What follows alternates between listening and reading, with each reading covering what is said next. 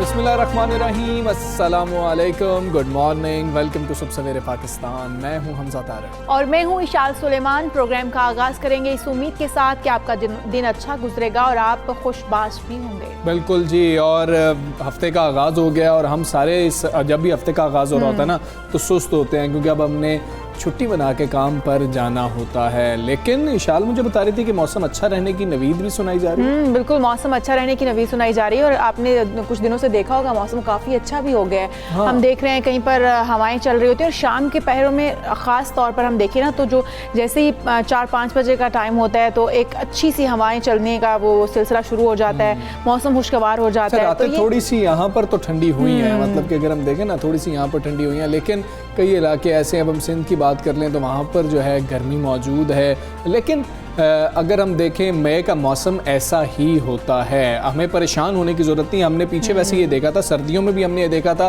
कि जिस तरह से हमारा फरवरी गुजरा, फरवरी तो ऐसा नहीं होता जैसा हमारा फरवरी गुजरा था। फिर मार्च अप्रैल में भी हमने देखा कि कुछ ऐसा मौसम हो रहा था कि महकमा मौसमियात की जानिब से भी हमें बताया गया कि जी कि कुछ तब्दीलियां हैं, लेकिन मई के बारे में कहा जा रहा है कि ये ठीक रहेगा जैसा मामूल के मुताबिक मई होता है, जून होता है। अभी गर्मियों के बारे में भी कुछ प्रिडिक्ट करना जो है वो कबल अज़ वक्त होगा, उनका कहना है कि इतनी तवील होंगी या नहीं होंगी। बिल्कुल, लेकिन हम ये देख रहे हैं कि मौसम जो है वो वैसे हमें थोड़ा खुशगवार मिल रहा है। अगर हल्की फुल्की बारिश हो जाती है या हवाएं चलने लग जाती हैं तो हमारे दिल जो है उनका मौसम भी अच्छा हो जाता है और चेहरों पर भी मुस्कुराहट आ जाती है। और जैसे कि SOPs को फॉलो करते हुए हमें घरों पर रहना होता है, हम घरों तक महदूद हैं, तो इसलिए मौसम को घर पर रहते हुए इंजॉय कीजिए, अच्छे अच्छे पकवान बनाएं और घर पर रहते हुए इंजॉय करें। बिल्कुल ऐसे ही है। और मैं आपको साथ बताऊँ इशाल, 30 साल से ज़ायद जो उम्र के अफराद हैं उनको अब मैसेजेस जो हैं वो मौसूल हो रहे हैं कि आप आएँ, आपका फ़लाँ सेंटर है, वहाँ पर आके आपने ख़ुद को वैक्सीनेट करवाना है। और बहुत सारे लोग जो हैं, ये अच्छी बात है कि अपनी तस्वीर भी सोशल मीडिया पर शेयर कर रहे हैं, इससे बाकियों को भी मोटिवेशन मिलती है कि मैंने वैक्सीन लगवाई है, डन विद फर्स्ट डोज। जब वो ये लिखते हैं ना तो दूसरे को भी मुझे लगता है कि शायद मोटिवेशन मिलती है कि अच्छा उसने लगवाई है। फिर उसको फ़ोन करते हैं, पूछते हैं कि अच्छा कैसा एक्सपीरियंस रहा, वो कहता है जी बहुत अच्छा एक्सपीरियंस रहा। ये भी एक अच्छी चीज़ है। तो 30 साल से ज़ायद उम्र वाले अपना मोबाइल जो है ना वो लाजमी तौर पर देखते हैं, जब आपको मैसेज कभी भी मैसेज आ सकता है। और जैसे हमजा कह रहे हैं ना कि हमें मोटिवेशन मिलती है अगर किसी अपने अजीज़ ने लगवा ली हो, किसी दोस्त अहबाब ने लगवा ली हो, जब उनसे हमें पता चलता है कि मैं वैक्सीनेट हो चुका हूँ, मैं बड़ा अच्छा फील कर रहा हूँ, तो हमें खुद ब खुद हम मोटिवेट हो जाते हैं, हमें तरगीब मिलती है कि हम भी जाएँ और वैक्सीनेट हो जाएँ। तो जिन जिन लोगों ने वैक्सीन लगवाई है वो दूसरों को बताएं कि हमने वैक्सीनेशन के बाद हम कितना अच्छा फील कर रहे हैं, कितना बेहतर फील कर रहे हैं, ताकि दूसरे लोग भी जल्द से जल्द वैक्सीनेट हो जाएं। बिल्कुल ऐसे। हम कोरोना की बात ही सबसे पहले कर लेते हैं और जिसके हवाले से कुछ बेहतर खबर है वो ये है कि पाकिस्तान में जो आलमी वबा है उसके फैलाव में नुमाया हम कमी देख रहे हैं। ख़ास तौर पर पंजाब की अगर सूरत हाल की बात कर ली जाए, क्योंकि पंजाब में सूरत हाल सबसे ज़्यादा ख़राब हुई थी पहले, तो अब तेज़ी से इसमें बेहतरी भी आई है। बिल्कुल, महकमे सेहत के मुताबिक सूबे में कोरोना केसेस की शरह 3.13 रिकॉर्ड की गई है। लाहौर में कोरोना केसेस की शरह 2.42% की सतह पर आ गई है। वज़ीर सेहत पंजाब डॉक्टर यास्मीन राशिद ने ये कहा है कि लाहौर में 30% बेड जो हैं वो अभी भी खाली हैं और 200 वेंटिलेटर्स भी मौजूद हैं। हाँ जी, मरीज़ों के लिए खाली पड़े हुए हैं। तो जो पहले सूरत हाल हमारे सामने आई थी अब उससे बेहतर हुई है। सिर्फ 8 मरीज़ जो हैं इस वक्त वेंटिलेटर्स पर मौजूद हैं। दूसरी जानिब वज़ीर मनसूबाबंदी असद उमर के मुताबिक मुल्क में रिहाइश पजीर वो अफराद जिनके पास कौमी शनाख्ती कार्ड नहीं है, ये वाकई बहुत बड़ा मसला था, इस पर बात भी हो रही थी। उनकी वैक्सीनेशन एक बहुत बड़ा जो है चैलेंज बन चुकी है और NCOC ऐसे अफराद की वैक्सीनेशन के लिए भी तरीक़ाकार वज़ा करने की कोशिश में है। और एक और अच्छी खबर यह है कि पाकिस्तान ने मकामी सतह पर कोरोना वैक्सीन कामयाबी से तैयार कर ली है। जी हाँ, जो आइंदा हफ्ते इस्तेमाल के लिए दस्तयाब होगी। वैक्सीन चीनी टीम की ज़ेरे निगरानी पाकिस्तानी माहिरीन ने बनाई है। पहले फेज़ में सिंगल डोज कैंसाइनो की 1,24,000 डोजेज़ तैयार की गई हैं। ट्रायल्स भी कर लिए गए हैं जिनके जो इब्तदाई नताइज थे कोरोना वैक्सीन के वो महफूज हैं और मौसर पाई गई है। हाँ जी, और वैक्सीन के इस्तेमाल की हतमी मंजूरी जो है ड्रैप कंट्रोल लैब ही देगी और ये अच्छी बात है। लेकिन लेकिन सिंध में हमने कुछ देखा है इशाल कि केसेस ऊपर जाना शुरू हुए हैं। इसी पर बात करेंगे, हमारे साथ मौजूद हैं डॉक्टर फैसल महमूद साहब, उनसे माहिराना राय लेंगे। डॉक्टर साहब बहुत शुक्रिया आपका, अस्सलाम वालेकुम, गुड मॉर्निंग। डॉक्टर साहब, हम पाकिस्तान की बात करें तो अब शरह नीचे आ रही है, लेकिन साथ ही हमने देखा कि सिंध में केसेस ज़्यादा होना शुरू हो गए। आप वजह क्या समझते हैं? पंजाब जो कि बहुत ज़्यादा मुश्किलात में था, वहाँ पर भी बेहतरी आई है। समझते हैं SOPs का फ़र्क है कि SOPs पर ज़्यादा बेहतर अमल दरामद कराया गया? लेकिन 2-3 चीज़ें हो सकती हैं। एक तो ये कि सिंध के अंदर जो ये तीसरी लहर ये थोड़ी देर से आई है। अगर आपको याद पड़ता है, जब पंजाब के अंदर केसेस बहुत ज़्यादा थे तो उसमें सिंध में निस्बतन कम केसेस थे। और जैसे जैसे पंजाब में केसेस कम होना शुरू हुए थे तो उस वक्त फिर सिंध के अंदर ये बढ़ना शुरू हो गए थे। तो हम थोड़े से पीछे हैं आपके जो लहर है इसके अंदर, और अब ये केसेस में इजाफा हो रहा है। इसमें बिल्कुल SOPs का दखल है, क्योंकि हमारे साथ जो है ये तकरीबन ईद के आसपास पहुंची है। हमको पता है कि ईद के अंदर लोगों ने बदएहतियाती की है, दावतों में गए हैं, और अब लोगों को इन्फेक्शन होना भी शुरू हो रहा है उस वजह से। ठीक है डॉक्टर साहब, जैसे कि अब हम देख भी रहे हैं कि शरह जो है वो नीचे आ रही है, केसेस में बेहतरी हम देख रहे हैं, तो क्या अब जो सख्तियां थी, जो लॉकडाउन की सूरत हाल थी, उसमें नरमी कर देनी चाहिए? क्या समझते हैं आप, या फिर हमें अभी भी चौथी लहर के जो खतरात हैं वो लाहक हैं? देखिए, ये डिपेंड करता है कि आप मुल्क में कहाँ पे हैं। अगर आप सिंध की बात करें, जहाँ पे नंबर्स बढ़ना शुरू हो रहे हैं या बढ़ रहे हैं, तो यहाँ पे तो आई थिंक लॉकडाउन में या जो आपकी जो एहतियात है उसमें नरमी नहीं मगर सख्ती की ज़रूरत है एट दिस पॉइंट। एंड इस बीमारी में यही होता है कि आपको हालात देखना होता है और उसी हिसाब से फिर अपने SOPs का फैसला करना होता है। मगर आप जितनी भी आप नरमी कर लें SOPs में, जो आपकी बुनियादी 4 चीज़ें हैं, यानी कि मास्क पहनना, लोगों से दूर रहना, बहुत हुजूम वाली जगहों पे ना जाना और वैक्सीनेट होना, वो तो अपनी जगह रहेंगे। ठीक है डॉक्टर साहब, ये भी बताइएगा, आप तो देख रहे हैं कि लोग वैक्सीनेशन के हवाले से कैसे सवालात अब उठा रहे हैं। जब आगाज़ था तब तो तरह तरह के सवालात उठाए जा रहे थे, लेकिन फिर कुछ हमने देखा कि लोग मोटिवेट हुए, उन्होंने जाके खुद को वैक्सीनेट करवाना शुरू भी किया। अब 30 साल से ज़ायद उम्र अफराद की तो वैक्सीनेशन हो रही है। क्या देख रहे हैं, कुछ ट्रेंड तब्दील हुआ? ट्रेंड यूँ तब्दील होता है कि वो डिपेंड करता है सोशल मीडिया में क्या फैला हुआ है उन दिनों के अंदर। जैसे आजकल आपने देखा होगा मैग्नेट वाली कहानी निकली हुई है, जिसमें कोई सदाकत नहीं है, बल्कि कुछ लोगों ने मुझे फ़ोन भी किया कि देखें मैग्नेट चिपका हुआ है उनके ऊपर। मगर होता ये है कि मैग्नेट बहुत बारीक चीज़ होती है, और उनसे मैंने कहा कि ज़रा अपना वो जो जल्द है उसको थोड़ा सा वाइप कर लें, पसीना निकला तो वो नहीं चिपका। तो एसेंशली वो बिकॉज जल्द थोड़ी चिपचिप होती है, इससे चिपक रहा था। दूसरा जो ये जो एस्ट्राजेनेका के क्लॉटिंग के साथ जो लोगों ने जो लोगों को डर लग रहा है, उसके साथ भी ये याद रखें कि खतरा बहुत कम है, 0.004% या उससे कम है। और याद रखें कि कुछ भी करें तो उसमें थोड़ा सा खतरा तो होता है। अगर मैं बाहर जाऊँ सामान लेने के लिए तो एक्सीडेंट होने का खतरा तो है, बहुत कम खतरा तो है, मगर इसका ये मतलब नहीं कि मैं घर का सौदा नहीं लेके आऊँगा। तो आपको एहतियात करनी है, मगर और रिस्क बहुत कम है। तो आई थिंक लोगों का इसी तरह के जो भी सोशल मीडिया में फैल रहा होता है उसी तरह के खदशात होते हैं। डॉक्टर साहब, हमने देखा कि कैंसाइनो जो है वैक्सीन पाकिस्तान में कामयाबी से तैयार कर ली गई है, मार्केट में भी नेक्स्ट वीक तक दस्तयाब होगी। क्या आप समझते हैं हर्ड इम्यूनिटी की जानिब बढ़ने के लिए जो हमारा एक मोटिव था या फिर हमारा जो एक टास्क था, हम उसके कितने करीब पहुंच गए, कितनी जल्दी हम उस तक पहुंच जाएंगे? ये सब डिपेंड करता है 2 चीज़ों पे, वैक्सीन की अवेलेबिलिटी जो कि माशा से भी हो रही है आहिस्ता आहिस्ता, मगर दूसरा जो है वो लोगों को जाके वैक्सीन लगाना। एंड आई थिंक इसके अंदर ये बहुत ज़रूरी है, और आपके प्रोग्राम की तरफ से बताना चाह रहा हूँ कि प्लीज़ आप जो वैक्सीन लगा सकते हैं जाके फटाफट वैक्सीन लगाएं, क्योंकि अभी भी हम बहुत पीछे हैं। तो जब लोग वैक्सीन लगाएंगे, वैक्सीन दस्तयाब हो जाएगी, तो फिर हम इस गोल तक पहुँचेंगे कि हम थोड़ा खुल सके चीज़ें। ठीक है डॉक्टर फैसल, ये भी बताइएगा कि ये भी कुछ खदशात जो है अब जाहिर किए जा रहे हैं, इनके ऊपर ब्लॉग्स भी लिखे जा रहे हैं, वो ये है कि पाकिस्तान में जो है बहुत सुस्त रवि का शिकार है ये प्रोसेस। उसकी बड़ी वजह यह है कि लोग आने को तैयार नहीं है। गवर्नमेंट के पास तो वैक्सीन मौजूद है, अब ये भी कहा जा रहा है कि हमें ये भी अभी मालूम नहीं है कि हमें फिर से एक वैक्सीन कितने अरसे बाद लगानी होगी। हम हर्ड इम्यूनिटी की बात कर रहे हैं, जब हमने पहले वाले लोग हैं उनको ही वैक्सीनेट नहीं किया होगा, तो जिनको पहले वैक्सीनेट किया कहीं उनकी दोबारा से बारी तो नहीं आ जाएगी? ये भी एक अजीब सी कन्फ्यूजन चल रही है। देखिए, आई थिंक हमारी जो वैक्सीनेशन प्रोग्राम है उसमें थोड़ा सा जब लोग कहते हैं ना कि आपके सिर्फ 1% या 0.1% वैक्सीनेटेड हैं पॉपुलेशन, तो उसमें एक चीज़ याद रखने की ज़रूरत है कि हमने वैक्सीनेशन पूरे सब लोगों के लिए भी खोली नहीं।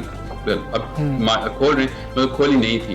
तो अगर आपके पॉपुलेशन में है ही सिर्फ 10% लोग जिनकी उम्र 80 ज़्यादा है और उनमें से तकरीबन सभी अगर वैक्सीनेट हो गए, मगर पूरी पॉपुलेशन देखें तो भी बहुत कम लोग होते हैं। तो ये रवि का एक रीज़न ये है कि ऑब्वियसली हम पहले उनको टारगेट करते हैं जिनको वैक्सीन की ज़रूरत है। दूसरी डोज या तीसरी डोज या चौथी डोज का भी हमको मालूम नहीं है कि लगानी है या नहीं है, मगर ऑब्वियसली जिनकी वैक्सीन लग चुकी है पहले, यानी कि वो वैक्सीन लगा चुके हैं, बिल्कुल ठीक है, वो उनको थर्ड या आगे वैक्सीन करने में ज़्यादा मुश्किल नहीं होनी चाहिए, क्योंकि वो तो इससे गुजर चुके हैं, उनमें इतनी हिचकिचाहट नहीं होनी चाहिए। डॉक्टर साहब, क्या अब हम जो हमारे अपने पाकिस्तान में तैयार होने वाली वैक्सीन है, क्या हम सिर्फ उसी पर अब इन्हिसार करेंगे या फिर हम बाहर से अभी भी वैक्सीन जो है वो मंगवाएंगे? तो देखिए, याद है ये जो वैक्सीन जो है पाकिस्तान में वो पूरी तरह तैयार नहीं हो रही, उसके जो अज्जा हमारे पास आ रहे हैं उसको हम बस पैकेज कर रहे हैं। बिल्कुल, तो ऐसा नहीं है कि ये हम स्क्रैच से बिल्कुल शुरू से बनवा रहे हैं। तो एक तरह से ये फिर भी बाहर वाली ही वैक्सीन है, बट जब इसकी पैकेजिंग मुल्क के अंदर होती है तो फिर वो ऑब्वियसली सस्ता पड़ता है। तो आई थिंक ये इसको रिप्लेस नहीं करेगा, ये हमारी जितनी भी वैक्सीन है उन्हीं के साथ ये भी मिल जाएगा। ये कैंसिनो ही है, वही वैक्सीन है। ठीक है डॉक्टर साहब, हमारे पास कुछ चॉइस है, अब हम जाते हैं, हम जाके पूछते हैं कि जी क्या आप हमें कौन सी वैक्सीन लगवा रहे हैं? नहीं ये वाली मैंने वैक्सीन नहीं लगवानी, नहीं वो फलां वैक्सीन जब पाकिस्तान में आएगी मैं तो तब वही वैक्सीन लगवाऊंगा। क्या चॉइस है हमारे पास अभी पाकिस्तान में रहते हुए? नहीं जी, अभी फिलहाल आपके पास चॉइस नहीं है, अनलेस आप प्राइवेटली लें, और प्राइवेट वैक्सीन आजकल अवेलेबल नहीं है। एंड मेरी तो ताकीद ये होगी कि आपको जो वैक्सीन मिले प्लीज़ वही लगाएं, और फटाफट लगा लें, बिकॉज अगर आप इंतज़ार करते रहेंगे कि आपके पास वो जो वैक्सीन आएगी फिर हम लगाएंगे तो क्या पता उससे पहले ही इन्फेक्शन हो जाए। तो बेहतर है कि जो है वो लगा लें, और इसका वेट ना करें कि मुझे एक्स या जी या वो वाली वैक्सीन चाहिए। ठीक है डॉक्टर फैसल महमूद साहब, बहुत शुक्रिया आपका, सबसे पहले पाकिस्तान का आपने, और आप हमें बता रहे थे मौजूदा सूरत हाल क्या है। और चॉइस तो हमारे पास है ही नहीं, कुछ लोग जो हैं वो ये भी चाह रहे हैं कि हमें लग्जरी मिल जाए, हम जो चाहें वैक्सीन वो दस्तयाब हो जाए, तो ऐसा नहीं है। फ़िलहाल हमारी मजबूरी है कि जो वैक्सीन है उसी को लगवाएं, सब बेहतरीन वैक्सीन है, ना वैक्सीन लगवाने से तो कोई भी वैक्सीन लगवा लेना बहुत ज़्यादा बेहतर है। बिल्कुल ऐसा ही है। अच्छा हमजा, हम पंजाब की बात करें, पंजाब में सूरत हाल बेहतर हो रही है, लाहौर के केसेस जो हैं वो कम हो रहे हैं, लेकिन हम दूसरी जानब अगर रुख करते हैं ना सिंध का, तो सिंध में कोरोना के हवाले से कुछ अच्छी खबरें नहीं आ रही हैं। ईद के बाद हमने देखा कि सूबे में कोरोना केसेस की तादाद जो है वो दुगनी हुई है एकदम से। सिंध में एक हफ्ते के दौरान तकरीबन कोरोना के 8.37% केसेस जो है वो मुस्बत आ गए। हाँ जी, कराची में ये शरह जो है वो तकरीबन 13% से ज़्यादा बताई जा रही है, हैदराबाद में 10% से ज़्यादा बताई जा रही है। बढ़ते केसेस के बाद सिंध हुकूमत ने सूबे में आयद जो मौजूदा पाबंदियाँ हैं उनको आइंदा 2 हफ्तों तक बरकरार रखने का फैसला किया। बाकी सूबे ये फैसला कर रहे हैं कि अब कुछ हालात अल्हम्दुलिल्लाह बेहतर हो रहे हैं तो पाबंदियों को कम कर दिया जाए, लेकिन सिंध में सूरत हाल ख़राब हो रही है। और वज़ीर आला सिंध मुराद अली शाह का यही कहना है कि ईद के बाद सूबे में कोरोना केसेस में तेज़ी से इजाफा हुआ, जिस पर बात वही हो रही है शाल कि ईद पे शायद SOPs पर बेहतर तरीके से अमल दरामद नहीं किया गया। हम कराची की बात करते थे, जिस वक्त लॉकडाउन था वहाँ पर रमज़ान के अंदर भी इफ्तारियाँ बार हो रही होती थी, कोई चेक नहीं था उसको। और सूरत हाल तशवीशनाक है इस वक्त, और कई अस्पतालों में जगह ख़त्म हो गई है। ये वज़ीर आला सिंध ने कहा है कि कराची प्रेस कॉन्फ्रेंस करते हुए उनका कहना था कि बाज़ार 8 की बजाय अब 6 बजे बंद किए जाएंगे, होटल्स पर डाइन इन हो डाइन आउट हो बंद रहेगा, ताहम टेक अवे और होम डिलीवरी खुली रहेगी। ये वज़ीर आला सिंध का कहना था कि तमाम स्कूल्स और कॉलेजेस भी मज़ीद 2 हफ्ते तक बंद रखे जाएंगे। मतलब सूरत हाल इस हद तक कशीदा हो चुकी है कि सख्त फैसले जो हैं वो सिंध में करने पड़ रहे हैं। बिल्कुल ऐसे ही है। तो सिंध में इस वक्त सूरत हाल क्या है, हुकूमत क्या फ़ैसले लेने जा रही है, क्या सोच रही है? पार्लिमानी सेक्रेटरी बराए सेहत सिंध कासिम सुमरो साहब इस वक्त हमारे साथ मौजूद है, उनसे बात करेंगे। कासिम साहब अस्सलाम वालेकुम, गुड मॉर्निंग। सिंध में ईद के बाद कोरोना केसेस की जो तादाद है वो तकरीबन हम देख रहे हैं कि दुगनी हो गई है। गुज़श्ता एक हफ्ते के दौरान अगर हम देखें, कराची की बात कर लें 13% से ज़ायद बताई जा रही है। आपको वजह क्या लग रही है? आप लोग तो इंटर ट्रांसपोर्ट जो है, inter city transport, intra city transport की बात कर रहे थे, वो भी बंद की गई, आप लोग सख्त फैसलों की बात कर रहे थे, क्या हुआ? बिस्मिल्लाहिर्रहमानिर्रहीम, बहुत शुक्रिया आपका। जहाँ तक ये बात हमारी वज़ीर आला साहब ने और हमने 12 आपके प्रोग्राम के थ्रू, मैंने ख़ुद आपके प्रोग्राम के थ्रू ये बात बड़ी, हमने बहुत दफ़ा तवज्जो दिलाई इस बात पर कि हमें जो सबसे ज़्यादा परेशानी है वो इस बात की है कि जो ट्रांसपोर्ट, इंटर प्रोविंशियल ट्रांसपोर्ट जो चल रही है, ये जो वायरस, चूँकि आपको खुद को पता है कि वायरस यहाँ पैदा नहीं हुआ, या कोई और अगर वेरिएंट है वो भी यहाँ नहीं हुआ, वो कहीं और स्प्रेड हुआ। ज़ाहिर है यहाँ पर भी केसेस थे, लेकिन उस तरीके से जिसका हमें खदशा था नंबर एक क्या है, वॉलंटियर लोग नहीं कर रहे थे। लोग किसी सूरत में रिस्पॉन्सिबिलिटी जो है वो न, आपको पता है कि जितनी हमारी एसोसिएशंस हैं, लोकल जो हमारी लीडरशिप है मुख्तलिफ पार्टियों की, ये तमाम के तमाम मिक्स मैसेज दे रहे थे और ज़ाहिर है सोसाइटी ने उसको उस तरीके से जो है वो नहीं लिया जिसको लेना चाहिए था। और ये एक्सपेक्टेड था, ये हमें पहले से इस बात का अंदाज़ा था कि जिस तरह से जो वायरस की या जो पिछला टेंडेंसी जो ट्रेंड था ईद के दिनों में, जो 2020 में भी यही था कि जैसे ईद के बाद जो है वो लोगों ने उस तरह से SOPs को फॉलो नहीं किया, लोगों ने मेल मिलाप किया है और दोस्तों को आना जाना ये सारा जो है वो उस तरीके से हुआ है। तो उस वजह से जो है वो ये चांसेस थे कि इस तरह से बढ़े। तो हमें और फिर आपको पता है कि जब जो लोग यहाँ से गए अब कंट्री में, और ज़ाहिर है वहाँ उस वक्त स्प्रेड ज़्यादा था, हम चाहते थे कि वो जब वापस आएँ तो उसको स्टैगर्ड करके वापस लेके आएँ ताकि हम उसकी मुख्तलिफ जगहों पर टेस्टिंग कर सकें, लेकिन वो भी मैनेज जो है वो उस तरीके से हमारी बात नहीं सुनी गई। ठीक है। तो दिस वाज एक्सपेक्टेड, लेकिन इंशाल्लाह वी विल हम अभी किसी तरीके से उस बात को जो है वो नहीं है इस मामले में, and we will take care of everything इंशाल्लाह। सोमरू साहब, हमने देखा कि अब लॉकडाउन जो है वो सख्त किया जा रहा है, क्या इकदाम किए जा रहे हैं, किस तरीके के फैसले किए जा रहे हैं और इनको यकीनी किस तरीके से बनाया जाएगा इस बार? तो हमें उस पे हम पूरी तरीके से जो है ना फोकस किए हुए हैं। और लेकिन हम ये जो स्कूलों के हवाले से जो पॉलिसी आई है कि जी 5% कम और 5% ज़्यादा और 5%, ये हमारे समझ में से ये पॉलिसी आती नहीं है। आधा ट्रांसपोर्ट बंद कर देंगे, आधा खोल देंगे, एक दिन बंद करेंगे, दूसरे दिन, मतलब हमें इस बात की ये एक कंसिस्टेंट पॉलिसी होनी चाहिए। देखें सर, आपके पास इस वायरस को कंट्रोल करने के दुनिया में एग्जाम्पल्स पड़े, हमें पता है ये हमारी इकोनॉमी को या हमारे लोगों की लेबर को या हमारे जो लोग दिहाड़ी वाले हैं उनके लिए ये बड़ी मुश्किलातें पैदा कर रहा है। तो हमें एक दफ़ा ये चैलेंज जो है वो कबूल करके हम एक दफ़ा उसको अपने सोसाइटी से उस साइकिल को तोड़ देंगे। ये हर रोज हम करते रहेंगे और हर रोज ये इस तरह से होता रहेगा। बिल्कुल।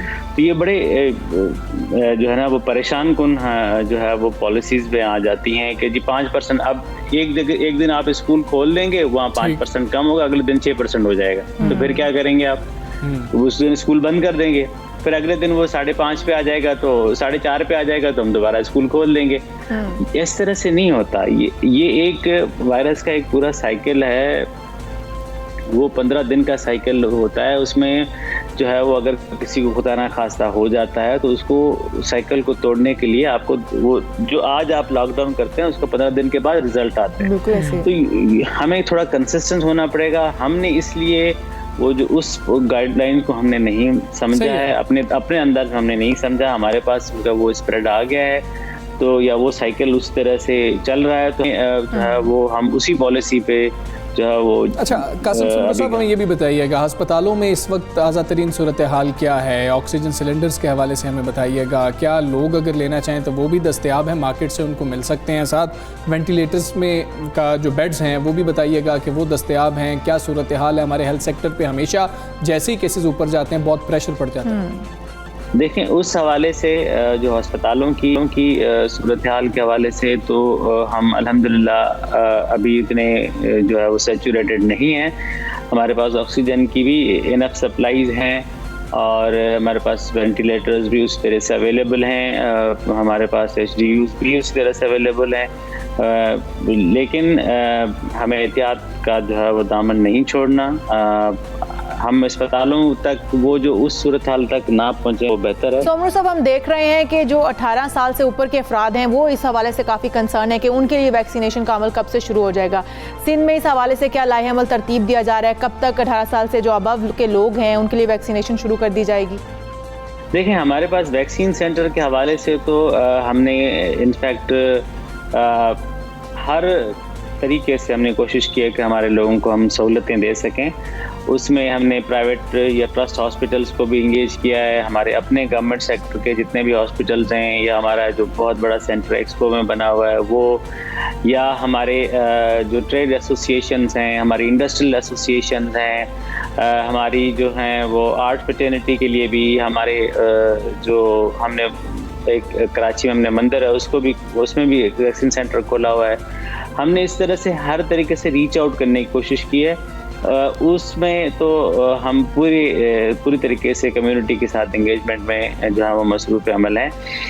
लेकिन जो सबसे इम्पॉर्टेंट बात है वो आपके थ्रू दोबारा से हमारा मैसेज यही है कि खुदारा अपने आप को बचाएं, एहतियात करें। ठीक है कासिम सुमरा साहब, बहुत शुक्रिया आपका। सुबह सवेरे पाकिस्तान से आप बात कर रहे थे और सिंध में क्या सूरत हाल है वो उन्होंने हमें बताई है। हम लोगों की जिम्मेदारी क्या है? गवर्नमेंट तो कोशिशें कर रही हैं, आप तनकीद कर सकते हैं गवर्नमेंट पे, लेकिन आप अपनी जिम्मेदारी जो है वो गवर्नमेंट पर नहीं डाल सकते। अगर आप एहतियात नहीं कर रहे हैं तो ये जिम्मेदारी हम गवर्नमेंट पे कैसे डाल देंगे? आपकी जिम्मेदारी है कि आपने एहतियात करनी है। आप वैक्सीन नहीं लगवा रहे, ये जिम्मेदारी गवर्नमेंट पर नहीं। या फिर आप मार्केट में निकल रहे हैं, आप मास्क नहीं पहन रहे, आप सैनिटाइज नहीं कर रहे खुद को, आप समाजी फासला नहीं रख रहे, तो ये जिम्मेदारी सिर्फ आप पर आयद होती है। आपको खुद अपने इनफरादी तौर पर अपनी जिम्मेदारी को पूरा करना होगा। हम यहाँ पर लेंगे ब्रेक, आप कहीं मत जाइएगा, stay with us.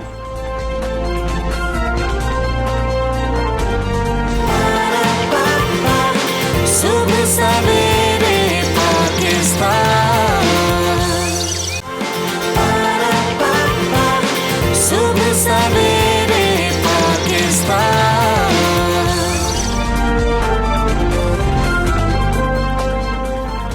Welcome back to सुबह सवेरे पाकिस्तान। नाजरीन, हम वापस आ चुके हैं एक अहम मुद्दा लेकर जो कि इस वक्त सोशल मीडिया पर काफ़ी ज़ेर बहस है, इलेक्ट्रॉनिक वोटिंग मशीन। इसका मामला है इलेक्शन कमीशन और जो इस वक्त चल रही है गुफ्तगू हुकूमत की जानिब से, दोनों के ऊपर मौक़िफ़ ये आ रहा है कि ये जो वोटिंग मशीन है ये ठीक नहीं है या फिर ये करप्शन का एक ज़रिया बन सकती है। अच्छा, बात यह है कि ट्विटर अकाउंट से, आपके ऑफिशियल ट्विटर अकाउंट से, इलेक्शन कमीशन ऑफ पाकिस्तान के ऑफिशियल ट्विटर अकाउंट से एक ऐसा वीलॉग का शेयर हो जाना जो ये कह रहा है कि जी कि इससे पता नहीं क्या नुकसान हो जाएगा, धांधली हो सकेगी, या एक वीलॉग आप शेयर कर देते हैं और हुकूमत कोशिश कर रही है कि ये इलेक्ट्रॉनिक जो वोटिंग मशीन है इसको लाया जाए और फिर अगले जो इलेक्शन है उनको शफाफ बनाया जाए। अभी ये मामला आगे चलना था, इस पर बहस होनी थी, इस पर बात होनी थी, अपोजिशन का मौक़िफ़ भी अक्सर मुख्तलिफ है और उसी मौक़िफ़ की तायद करते हुए उस वीलॉग को शेयर कर दिया जाता है, जिसके बाद हुकूमत और इलेक्शन कमीशन बिल्कुल आमने सामने इंशाअल्लाह आ जाए। और फिर ये ट्वीट जो है वो 2 घंटे तक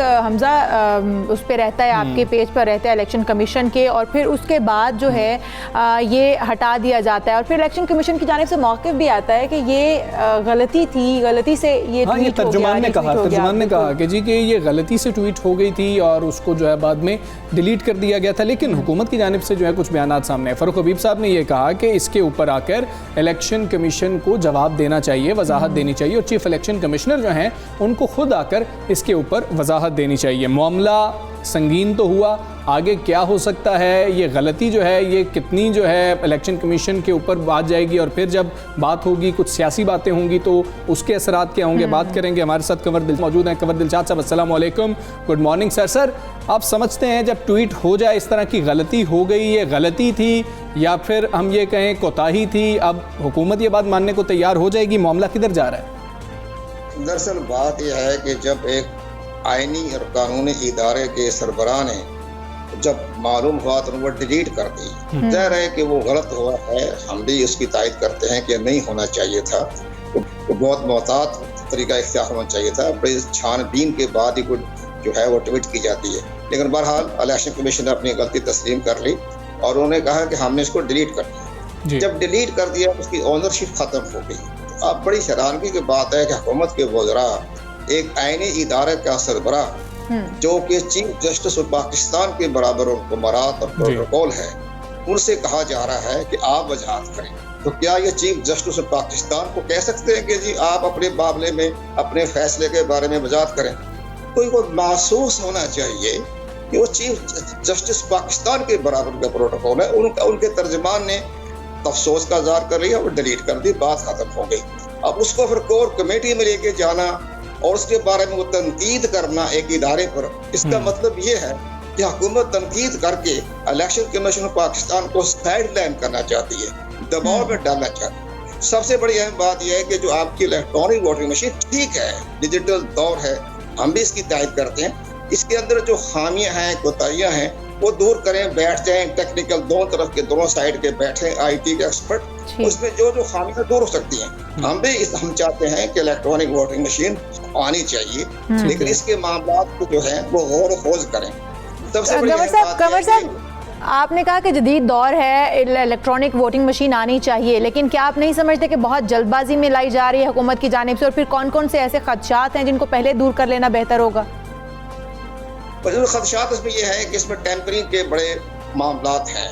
टेम्परिंग भी है, इसकी प्रोग्रामिंग चेंज हो सकती है। जो प्रोग्रामिंग चेंज हो सकती है तो फिर आपका वोट जो है किसी पार्टी को भी जा सकता है। इंडिया ने भी इसमें बड़ा काम किया। इंडिया के जो बड़े एक्सपर्ट है उन्होंने भी कहा है कि इसकी जो प्रोग्रामिंग सिस्टम है उसमें तब्दीली से किसी खास पार्टी को फायदा पहुंच सकता है। इसी तरह के तमाम ऑस्ट्रेलिया है, जर्मनी है, आयरलैंड है, वहाँ पे थाईलैंड है, इवन इन्होंने सब ने सोचा है कि इसमें प्रोग्रामिंग में गड़बड़ होने के इम्कानात हैं। तो हमारे यहाँ बड़े आईटी के एक्सपर्ट मौजूद हैं, तो वो बैठ के इसकी प्रोग्रामिंग के बारे में कौम को एतमाद मिले। लेकिन जिस अंदाज से हुकूमत इसकी मार्केटिंग कर रही है, मैं तो आपकी मुसाफिर से ये भी कहना चाहूँगा, आज मैं जा रहा हूँ कौमी असम्बली में, जो उन्होंने अपना एक डिस्प्ले सेंटर बनाया, मैं जाके देखूंगा। तो अब मैं हैरानगी की बात है कि जनाब अभी आपको अहम बात मैं बता रहा हूँ, जो किसी को इल्म में नहीं है बात, वो ये है कि चंद रोज पहले पार्लिमानी मिनिस्ट्री ने खत लिखा चीफ इलेक्शन कमीशन और कहा कि जी चारों मेंबर बामा चीफ इलेक्शन कमीशन, पांचों मेंबर जो हैं आए, हम आपको ब्रीफिंग देना चाहते हैं।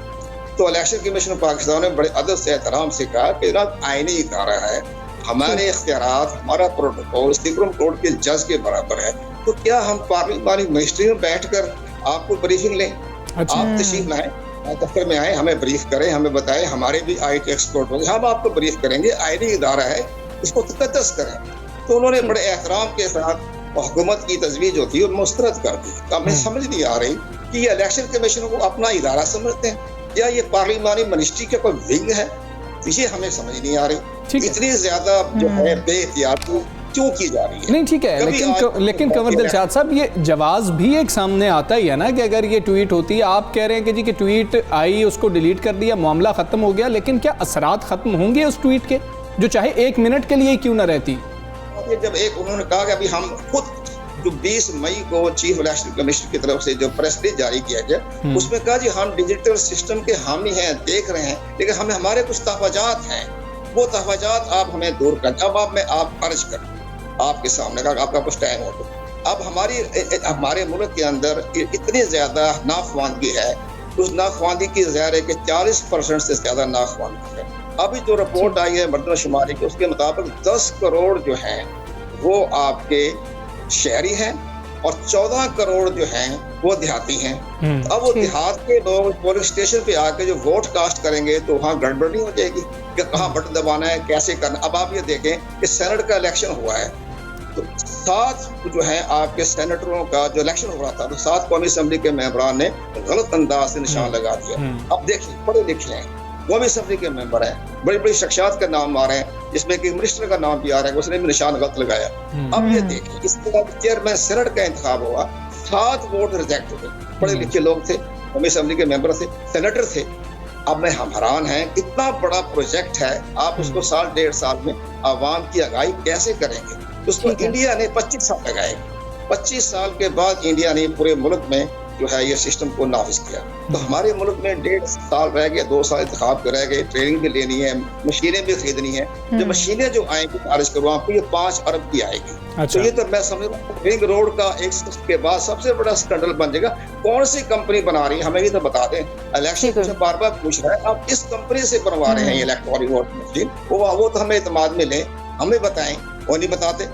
जबकि इंडिया के इलेक्शन कमीशन को ये हुक्म है, उनका इख्तियारात है, तो बंगलोर में अपनी निगरानी में उसने इलेक्ट्रॉनिक वोटिंग मशीन बनाई। अच्छा कंवर साहब, अब तो फिर सूरत हाल बिगड़ चुकी, अब ये मामला आईनी से ज़्यादा सियासी हो गया है। क्या समझते हैं किस तरीके से हम हुकूमत और इलेक्शन कमीशन के दरमियान जो इस वक्त ठन चुकी है उसको मामूल के मुताबिक लाया जा सकता है? ये हालात तो आने वाले इलेक्शंस पर भी असरअंदाज हो सकते हैं।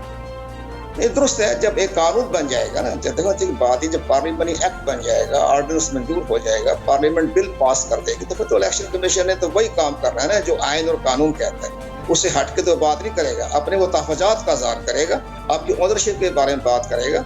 लेकिन सबसे बड़ी अहम बात यह है कि वो उसकी ओनरशिप जो है वो इलेक्शन कमीशन को दी जाए। जब आइन और कानून बन जाएगा तो इलेक्शन कमीशन पाबंद है, जैसे कौमी असम्बली कहेगी, जैसे एक्ट कहेगा, जैसे आइन कानून कहेगा, उस पर पाबंद करना, अमल करना, ये इलेक्शन कमीशन पाकिस्तान की कानूनी जिम्मेदारी हो जाएगी।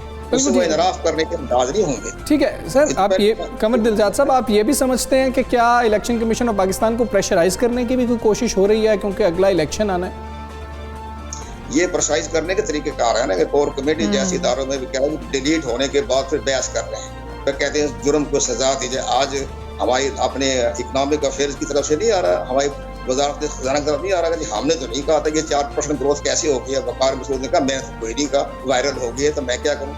जब इधर उन्होंने इनकार कर दिया तो खत्म बात हो गई। लेकिन लोग करते रहते हैं, वायरल चलती रहती है, इसकी कोई हकीकत नहीं होती, कोई ग्राउंड रियलिटी नहीं होती।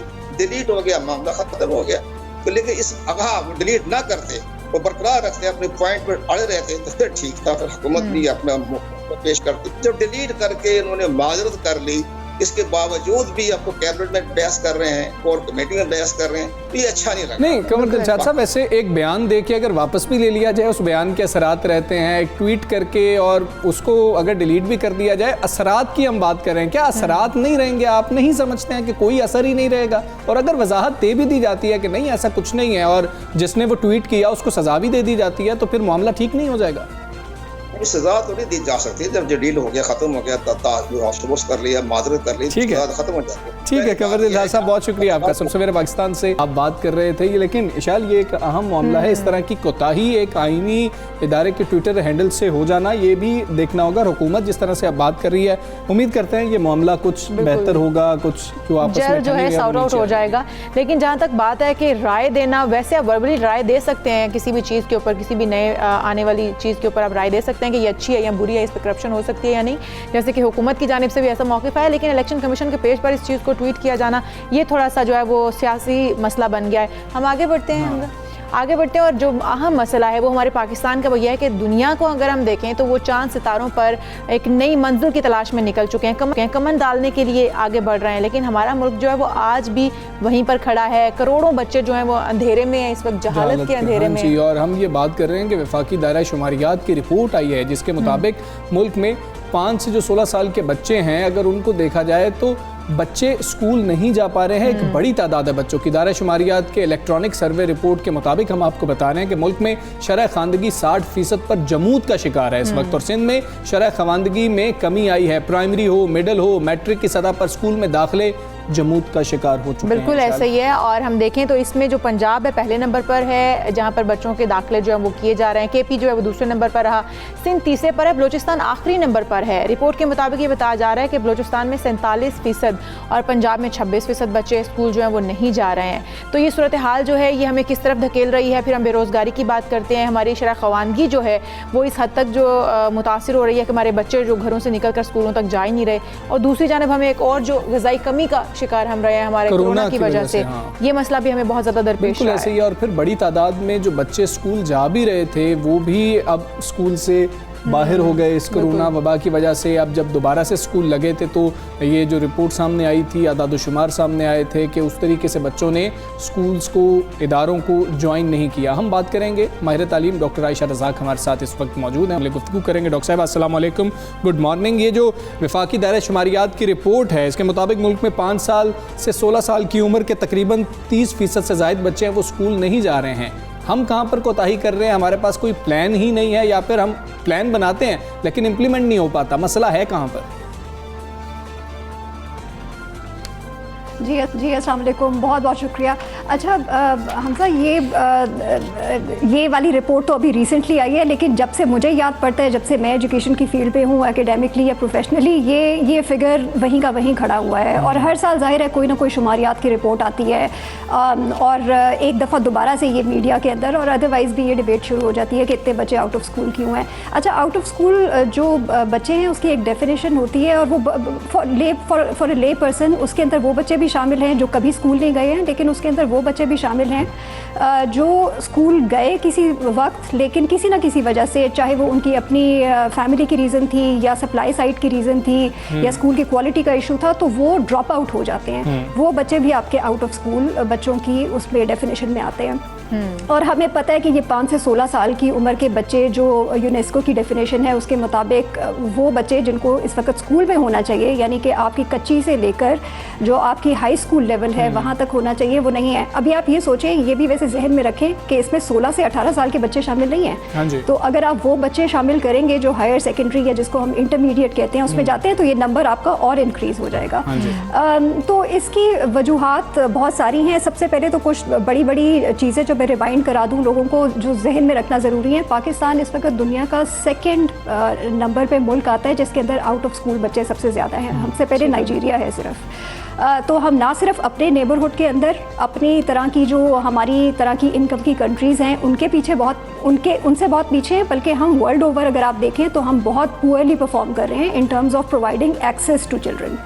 अब जाहिर है हमें पता है कि हमारे मुल्क के अंदर अच्छा कमिटमेंट्स हमने बहुत सारी की हैं, हमने इंटरनेशनल कमिटमेंट्स बहुत सारी की हैं, हमने नेशनल कमिटमेंट्स बहुत सारी की हैं कि हम एजुकेशन प्रोवाइड करेंगे।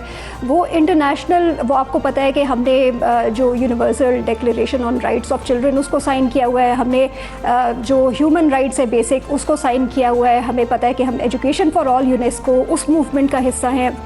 हमें पता है कि हम 2030 तक जो हम कहते रहते हैं SDGs सस्टेनेबल डेवलपमेंट गोल्स उसका हिस्सा है। इन सब के मुताबिक हमें फिर पता है कि इंटरनली कॉन्स्टिट्यूशनली हम ऑब्लिगेटेड हैं अपने बच्चों को एक्सेस प्रोवाइड करने के लिए। 25A जो आर्टिकल जिसका जिक्र आता रहता है, हमने सब बच्चों को 5 से 16 साल की उम्र के सब बच्चों को regardless of their age, gender, ability level, economic background, हमने उनको एक्सेस प्रोवाइड करनी है। लेकिन वी आर फेलिंग और उसकी बहुत सारी वजूहात हैं। और उसकी वजूहात हमारी जो हमारे लीगल फ्रेमवर्क्स हैं उनकी ऑपरेशनलाइजेशन में हैं, इंस्टीट्यूशनल वीकनेसेस हैं, प्रोग्राम डिलीवरी की वीकनेसेस हैं, एंड द फैक्ट कि आयशा साहिबा ये बड़ी अलार्मिंग सिचुएशन है। हमें तरक्की याफ्ता ममालिक या कौम के साथ मुकाबला करने के लिए कम से कम अपनी जो शरह ख़वानगी है उसको कहाँ तक लाना होगा? देखिए, शरह ख़वानगी वैसे अगर देखें तो हमें लिटरेसी तो खैर चले एक अलग चीज़ होती है। लिटरेसी तो एक बेसिक चीज़ है ना, जो आप स्कूल से बाहर रहते हुए भी हमें पता है कि अडल्ट लिटरेसी के प्रोग्राम्स होते हैं एट्सेट्रा, वो एक अलग चीज़ है। और वो ऑब्वियसली मैं ये कहूँगी कि 100% होनी चाहिए या वेरी क्लोज टू 100% होनी चाहिए। आपके लोगों को बेसिक लिखना पढ़ना और न्यूमरेसी तो आनी चाहिए। देखिए, आपके बच्चों को स्कूल जाना ज़रूरी है, कंसिडरिंग द फैक्ट कि जो आपके पास जो सोशल मोबिलिटी, इकोनॉमिक मोबिलिटी के जितने भी रास्ते हैं, हमारी ये जो जिस तरह से हमने स्ट्रक्चर की हुई हैं अपनी सोसाइटीज़ या अपने मुल्कों को, उसके अंदर स्कूल से निकलना बहरहाल एक रिक्वायरमेंट है। आप स्कूल से निकले बगैर, सर्टिफाई हुए बगैर, डिग्री लिए बगैर बड़ी कम चीज़ें हैं जो आप कर सकते हैं, ख़ासतौर पर हमारे जैसे मुल्क के अंदर। इसके अंदर अच्छा थोड़ी सी जो चीज़ें वो वाज़े करने ज़रूरी हैं। देखिए, एजुकेशन एक सर्विस डिलीवरी है ना, इसके अंदर किसी भी सर्विस डिलीवरी की तरह एक सप्लाई साइड होती है। इस केस के अंदर जाहिर है वो आपकी गवर्नमेंट है, आपके प्राइवेट इंस्टीट्यूशंस हैं, आपके नॉन फॉर्मल सेक्टर है जो कि सप्लाई कर रहा है एजुकेशन। फिर एक डिमांड साइड भी है, यानी कि वो लोग, पेरेंट्स, बच्चे जिन्होंने एजुकेशन रिसीव करनी है। हमारे पास दोनों साइड पे बहुत ज़्यादा मसले हैं। फिर इन बिटवीन जो सर्विस डिलीवरी है उसकी क्वालिटी, टीचर्स कैसे हैं, एट्सेट्रा, उसके भी बहुत सारे मसले हैं। तो हमें जो इशू इस वक्त मैं आपको अगर नटशेल में बताऊँ, वैसे तो ये बड़ी लंबी सी बात हो जाएगी, लेकिन नटशेल में मैं अगर आपको बताऊँ तो हमारे पास वेरियस पॉइंट्स पे बहुत सारे चीज़ें डिसफंक्शनल हैं। बहुत सारी चीज़ें जो हैं वो प्लानिंग के बगैर हो रही हैं, कमिटमेंट के बगैर, फाइनेंशियल कमिटमेंट, लीगल कमिटमेंट के बगैर हो रही हैं, जिसकी वजह से हम अभी तक वो फिगर्स को उस तरह से बच नहीं कर पाए आउट ऑफ स्कूल चिल्ड्रन की जो हमें कर लेनी चाहिए थी। इसके अंदर हमें पता है कि जो यूनेस्को वगैरह की रिसर्च है उसके मुताबिक देखें, जितना आपकी कंट्री पुअर होगी, जितने बच्चे रूरल साइड पर ज़्यादा होंगे, उनकी सोशल इकोनॉमिक बैकग्राउंड अच्छा नहीं होगा, अगर तो आप ज़्यादा लाइकली हैं आउट ऑफ स्कूल होने के। बच्चे की उम्र थोड़ी सी बढ़ जाती है, वो ज़्यादा लाइकली आउट ऑफ स्कूल होने के। अगर आप लड़की हैं, you are more likely to be out of school. तो ये बहुत सारी चीज़ें हैं जिनको आपने सप्लाई और डिमांड साइड के ऊपर इकट्ठे एड्रेस करने हैं, जिसके बाद आप शायद ये ठीक है डॉक्टर आयशा, आप एक अरसे से कि ये जो बार बार हम 2.25 जी, आप अरसे से जमूत का शिकार देख रही हैं। हमने ये करना है, हम ये करना चाहते भी हैं, लेकिन हम ये कर पा नहीं रहे हैं। हमें बहुत ज़्यादा फ़ख्र है, हम अपनी यूथ के ऊपर बहुत फ़ख्र करते हैं कि जी कि बहुत बड़ी तादाद में पाकिस्तान में जो यूथ है वो है, ये हमारे लिए एसेट बनेंगे। लेकिन अगर ये जमूत का शिकार ही रही है तो वो एसेट तो अगर हम 20 साल बाद देखेंगे हमारे लिए लाइबिलिटी बन चुके होंगे। जिन पर आज हम फ़ख्र करते हैं उनको संभालना बहुत मुश्किल हो जाएगा रियासत के लिए।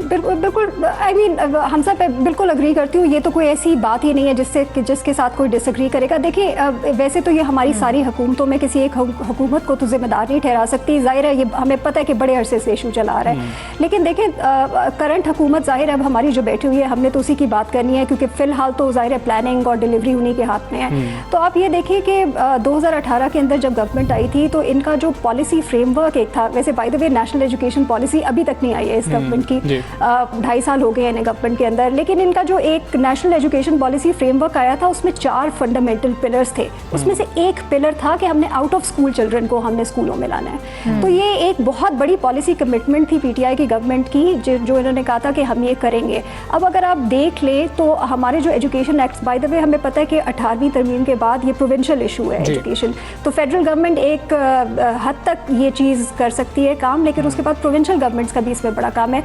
अभी तक आप ये देखिए कि हमारे जो एजुकेशन एक्ट्स हैं प्रोविंसेस के वो अभी तक नोटिफाई नहीं हुए हैं। सिंध सिर्फ एक हमारा ऐसा सूबा है जिसने अपना नोटिफाई कर दिया है एजुकेशन एक्ट, जिसका मतलब ये है कि उन्होंने रूल्स ऑफ बिजनेस बना दिए। यानी इस वक्त आपको पता है कि एग्जैक्टली किस डिपार्टमेंट या किस एंटिटी का काम है कि एजुकेशन प्रोविजन की जाए, अगर नहीं हो पा रही तो उसको रिड्रेसल का उसका क्या तरीका है। आपको पता है ना, किसी एक्ट को आपने इम्प्लीमेंट करने के लिए रूल्स ऑफ बिजनेस नहीं बनाए तो बेसिकली आपकी कोई पकड़ नहीं है। तो ये एक कमिटमेंट आपको लेजिस्लेशन के लेवल पे भी लेकर आनी है। फिर आपको नीचे अभी अगर आप देख लें तो आपके पास फेडरल लेवल के ऊपर जो एंटिटी बैठी हुई है हमारी एजुकेशन प्लानिंग की, उनके पास नंबर्स नहीं है नॉन फॉर्मल, ये जो आपके आउट ऑफ स्कूल बच्चे जिस तरह से उनको एक्सेस प्रोवाइड की जा रही है उसका डेटा नहीं है इनके पास एग्जिस्ट करता। आप मुझे बताएं, जिस चीज़ के लिए रूल्स ऑफ बिजनेस ना बने हो, जिस चीज़ के लिए डेटा अवेलेबल ना हो आपका, आप ये ना बता सकते हो कि हमारी एग्जैक्टली देखिए ये कहना तो ठीक है ना कि इस प्रोविंस में ज़्यादा है या उस प्रोविंस में ज़्यादा है, लेकिन उस प्रोविंस में एग्जैक्टली किस जगह पे आउट ऑफ स्कूल चिल्ड्रन बच्चे ज़्यादा हैं, वजह क्या है उनके आउट ऑफ स्कूल होने की, हम ऐसे क्या इंसेंटिव्स लेकर आ सकते हैं कि वो बच्चे स्कूलों में आए। जब आपके पास ये डेटा ही नहीं है, आपने कभी ज़रूरत ही फील नहीं की ये डेटा कलेक्ट करने की, तो आप एड्रेस कैसे करेंगे। अच्छा आयशा साहिबा, हम देख रहे हैं कि कोरोना की वजह से भी बच्चे बहुत आउट ऑफ स्कूल हुए हैं, क्या वजह समझती हैं, कितना हाथ है इसमें कोरोना का। हम लोगों ने देखा कि स्कूल्स बहुत सारे बंद हो गए, जो छोटे स्कूल थे वो बंद कर दिए गए, बच्चे जो हैं वो कुछ घरेलू हालात की वजह से भी स्कूल से आउट हुए। तो कोरोना को कितना आप देंगी इसमें कि कोरोना का कितना हाथ है, और वैसे हमारे मुल्की हालात इस हद तक पहुँच चुके हैं कि स्कूल में बच्चे नहीं जा पाते। देखिए ये बहुत बड़ा मसला होगा। एक वर्ल्ड बैंक का एस्टिमेट है, उसके मुताबिक 1 मिलियन तकरीबन बच्चे मजीद ऐसे होंगे पाकिस्तान में जो आउट ऑफ स्कूल हो जाएंगे, और उसके अंदर जाहिर है बहुत सारी रीजंस होगी। अगेन सप्लाई साइड की भी, डिमांड साइड की भी। मसला ये है कि आपके बहुत सारे स्कूल, आपको पता है प्राइवेट स्कूल इतना शोर मचाते रहे हैं पिछले 1.5-2 साल में कि हमें खुलने दें, हम बंद हो रहे हैं क्योंकि लोग फीस नहीं अदा कर रहे। तो बहुत सारे प्राइवेट स्कूल, और बाय द वे ये मैं आपको बता दूँ कि इस वक्त आपके प्राइवेट स्कूल सेक्टर के अंदर 37 से 38% बच्चे आपके जा रहे हैं, और इसका मतलब ये है कि तकरीबन अगर 38% बच्चे एक सेक्टर में जा रहे हैं जिसका कोई पुरसाने हाल नहीं है और जो स्कूल खोल नहीं सक रहा, रेवेन्यू नहीं जनरेट कर सक रहा, तो ये सारे बच्चे जब आपकी पब्लिक साइड के, अव्वल तो बहुत सारे आउट ऑफ स्कूल हो जाएंगे क्योंकि उनकी विसिनिटी में कोई पब्लिक स्कूल नहीं होगा, लेकिन अगर पब्लिक स्कूल जाएंगे भी तो उसमें कैपेसिटी नहीं होगी।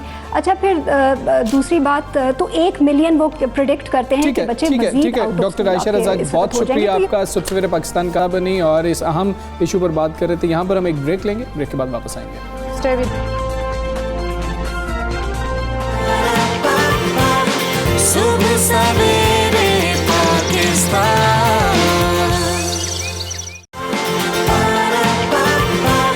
सुबह सवेरे पाकिस्तान। अभी हम बात करेंगे कि क्या IMF हो गया, क्या वर्ल्ड बैंक हो गया, आलमी मालियाती इदारों की नहीं बल्कि हमारी अपनी हुकूमत की जो पेशगोइयाँ हैं वो भी गलत साबित हुई हैं, पीछे रह गई हैं। और रवा माली साल पाकिस्तान की मुआशी तरक्की की शरह 3.94% रहने का इम्कान है। बिल्कुल ऐसे ही है। और वफाकी वजीर बराए तवानाई हमाद अजहर का कहना है कि कोरोना के बावजूद तरक्की की शरह 4% के करीब होगी। तरक्की की रफ्तार को मजीद बढ़ाएंगे। उनका कहना था कि इस हवाले से कि अपोजिशन मायूस ना हो, तरक्की की रफ्तार बढ़ने से मुल्क का ही फायदा होगा। हाँ जी, और उन्होंने कहा कि हमारा करंट अकाउंट सरप्लस है, जो लोगों को सुनने की आदत नहीं है ना, हमेशा जो है डेफिसिट सुनने की आदत है। खैर, मार्च में 3.2 अरब डॉलर की एक्सपोर्ट रिकॉर्ड की गई। हो सकता है कि साल के अख्ताम तक इससे भी ज़्यादा शरह नमू हो। 1 जुलाई से मुआशी तरक्की की रफ्तार में उनका कहना था कि मज़ीद इजाफा होगा। बिल्कुल ऐसा ही है। वफाकी वज़ीर ख़जाना शौकत तरीन का भी कहना था कि हमने तनख्वाहदारों पर टैक्स बढ़ाने की IMF की जो तजवीज़ थी कबूल नहीं की है। IMF की मज़ीद टैक्स लगाने और मराद ख़त्म करने की शराइत के बगैर रेवेन्यू बढ़ाया जाएगा। किस तरह से बढ़ाया जाएगा? दूसरी जानिब जो मुआशी तरक्की के दावे हैं, उनके बावजूद महंगाई जो है हुकूमत से कंट्रोल नहीं हो पा रही। हाँ, यही सबसे बड़ा चैलेंज है। वज़ीर आज़म साहब भी बार बार कह रहे हैं, शौकत तरीन साहब भी यही बात कर रहे हैं। एक हफ्ते में अगर हम बात कर लें, चिकन, प्याज, अंडे, चीनी और आटा समेत 25 अशिया जो हैं वो मज़ीद महंगी हुई हैं। और वफाकी दायरा शुमारियात की रिपोर्ट के मुताबिक जो हफ्तावार महंगाई है वो भी जो है उसमें इजाफा हुआ है। और ये सबसे बड़ा चैलेंज है इस हुकूमत के लिए। हम इसी हवाले से बात करेंगे। माहिर मुआशियात हमारे साथ मौजूद हैं, डॉक्टर शाहिद सिद्दीकी साहब। डॉक्टर शाहिद सिद्दीकी साहब, अस्सलाम वालेकुम, good morning sir. Sir, IMF ने कहा, वर्ल्ड बैंक ने कहा, स्टेट बैंक ने कहा, GDP ग्रोथ के हवाले से जो दावे थे, जो पेशगोइयाँ थी, वो गलत साबित हो गई। हुकूमत भी जो हैरान हो गई है। सर, ये कैसे हो गया? पहले तो मैं यह करूँगा कि ये बात बहुत खुश आइंद है। हमारी दुआ भी है कि पाकिस्तान की मईशत तरक्की करे। लेकिन ये मैं आपसे अर्ज कर दूं कि ये जो इन्होंने 3.94% का कहा है, ये 6 से 9 महीने की पिछली कारकर्दगी की बुनियाद को एनुअलाइज किया है। अभी तो मई के आदाद-शुमारी सामने नहीं आए हैं, अभी तो जून ही शुरू नहीं हुआ जी। तो लेकिन जो है दुआ हमारी यही है कि ये हो। लेकिन ये एक प्रोविजनल एस्टिमेट है, और चूंकि महंगाई बढ़ रही थी तो हुकूमत ने उसको अपनी साख को बेहतर बनाने के लिए थोड़ा सा बढ़ा के पेश किया है। मगर 3% ज़रूर आएगी, इसमें किसी को हमें शुबा नहीं होना चाहिए। मगर जो असल बात मैं आपको बता दूँ, देखिए, दुनिया भर में जब वैक्सीन लगे, पाकिस्तान में भी अल्हम्दुलिल्लाह लगे, तो इकनॉमिक एक्टिविटी बढ़ी। दुनिया के तमाम ममालिक ने, मेरी गुजारिश सुन लें तो क्लियर, इकनॉमिक पैकेजेस दिए, कई हज़ार अरब रुपए के तो अमेरिका ने दिए। तो जो IMF और वर्ल्ड बैंक की प्रोजेक्शंस आई हैं, उसके मुताबिक भारत, जहां सबसे ज्यादा नुकसान हुआ है, वहां पर की ग्रोथ रेट बताई गई है 12.4%। बांग्लादेश बताई गई है 6.8%, क्योंकि पैकेजेस दिए थे और तेल की कीमत कम रही थी। तो एक तो ये बुनियादी बात है। लेकिन जितनी दुनिया भर की प्रोजेक्शंस हैं, उसमें ये है कि 22 जो अगला साल होगा, उसमें शरह नमू सुस्त होगी, खास तौर से पाकिस्तान में सुस्त होगी, क्योंकि हनीमून जो पेंडेमिक का था उससे पाकिस्तान को फायदा हुआ है। मैं भी आपको बताऊंगा, वो अब हनीमून का पीरियड खत्म हो रहा है। हमारी दुआ अब भी यही है कि हम तो 7% करें। लेकिन पहली बात यह है, सिद्दीकी साहब, पहली पेशगोइयाँ गलत साबित हुई। हुकूमत अब भी कहती है कि मुमकिन तौर पर इस साल GDP जो शरह नमू है वो 5% तक जा सकती है। क्या इत्तफाक करेंगे आप? देखिए, गलत कोई चीज़ साबित नहीं हुई। अगर आप स्टेट बैंक की रिपोर्ट पढ़ें तो उन्होंने ये कहा था कि 3% रहेगी। ये स्टेट बैंक कह रहा है, तो हम भी यही 3% तो कह ही रहे हैं ना। ये जो 5 मार्च तो इम्पॉसिबल है। लेकिन 4 का भी मुश्किल है। लेकिन ये है कि 3 से ऊपर अगर 3 रहती है तो ठीक है, क्योंकि पिछले 2 वर्षों में हमारे जो ग्रोथ रेट है वो 0.75% है। हमारा मसला ये है कि हम IMF और वर्ल्ड बैंक को बहुत अहमियत देते हैं। उन्होंने कहा जी पाकिस्तान का 1.3 रहेगा, 1.5 रहेगा। हम तो उस वक्त भी कह रहे थे ये गलत बातें कर रहे हैं। तो आप अपने माहिर की, अपने स्टेट बैंक की रिपोर्ट पर भरोसा करें। जो स्टेट बैंक तो 3% कह रहा है, हम भी यही कह रहे हैं। लेकिन 4 या 5 की बात शायद सही नहीं है। 2 साल की हमारी ग्रोथ रेट जो है 0.75% है। तो जो स्टिमुलेट पैकेजेस मिले हैं तो और जो आपको वैक्सीन लगी हैं, तो भारत जैसा मुल्क 12.4, जहां तबाही आई है, अल्लाह का शुक्र करें कि मेरे मुल्क में तबाही कम आई है, इकोनॉमी में भी और जानों में भी। और बांग्लादेश 6.8% की ग्रोथ रेट की प्रोजेक्शंस है। इसमें आप देखें, नंबर 1। मगर जो चीज़ मैं पूरी आपकी खिदमत में अर्ज कर रहा हूँ वो ये है कि अब आप ये देखिए कि ये जो हासिल जो कुछ हुआ है उसके 4 इम्पोर्टेंट रीजंस हैं। अगर ये हम 3.5% या 3% हासिल करते हैं, उसके 4 ऐसे रीजंस हैं जो अगले साल बरकरार नहीं रहेंगे, और हुकूमत को पता है ये, हुकूमत भी चैलेंज कर सकती है उसको। पहली बात जो बहुत अहम है वो ये है कि हमने इस वक्त जो शरह सूद थी मार्च से 2020 से जून 2020 तक वो 11.25 से जो है वो 7% कर दी।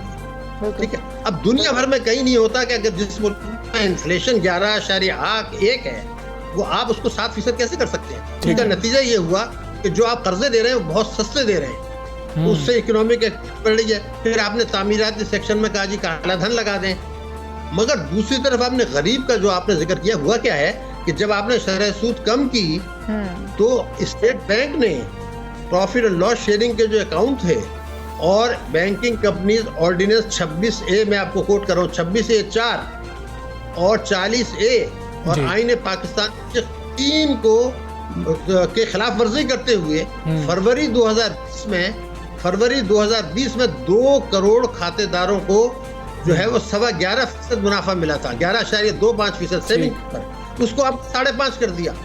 450 अरब आपने उनसे खींच लिए और वो 450 अरब का फायदा आपने बोरोवर्स को पहुंचा के सस्ती शरह सूद करके और जो है वो तामीराती शोबे में काला धन लगा के ये एक्टिविटी बढ़ाई है। तो क्या ये अगले साल बरकरार रहेगी? क्या आप खातेदारों को कानून की खिलाफ वर्जी करके दे सकते हैं 5.5%, जबकि अफरात ज्यादा, यानी शरह सूद बढ़ेगी। जो कर रहा हूँ, आलमी मंडी में तेल की कीमतें बढ़ेंगी क्योंकि इकोनॉमिक एक्टिविटी बढ़ रही है, इस सरकार सस्ती थी।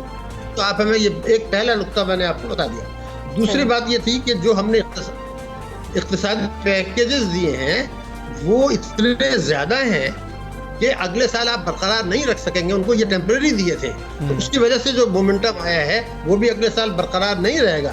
मगर जो तीसरी चीज मैं आपको बताना चाह रहा हूँ कि बड़ा अहम बात मैं आपको बताऊँ, रेमिटेंसेस जो पेंडेमिक की वजह से बढ़ी हैं वो हमारी 3 साल में $74 अरब आ गई, $74 बिलियन। तो अब ये तो इतनी तो नहीं बरकरार रहेंगी, वो आपने करंट अकाउंट के लिए यूज किया है, आपने उसको शरह इन्वेस्टमेंट करके शरह रंग नहीं बढ़ाई। तो जब ये खुदा न खास्ता ये कम होंगी उसका इम्पैक्ट हमारे ऊपर आएगा। $74 अरब कोई मामूली रकम नहीं होती, लेकिन मेरे मुल्क की बरामदात नहीं बढ़ रही। मेरे मुल्क की बरामदात ये है कि इस जब ये हुकूमत आई थी 124 रुपए का डॉलर था, आज जो है 154 का।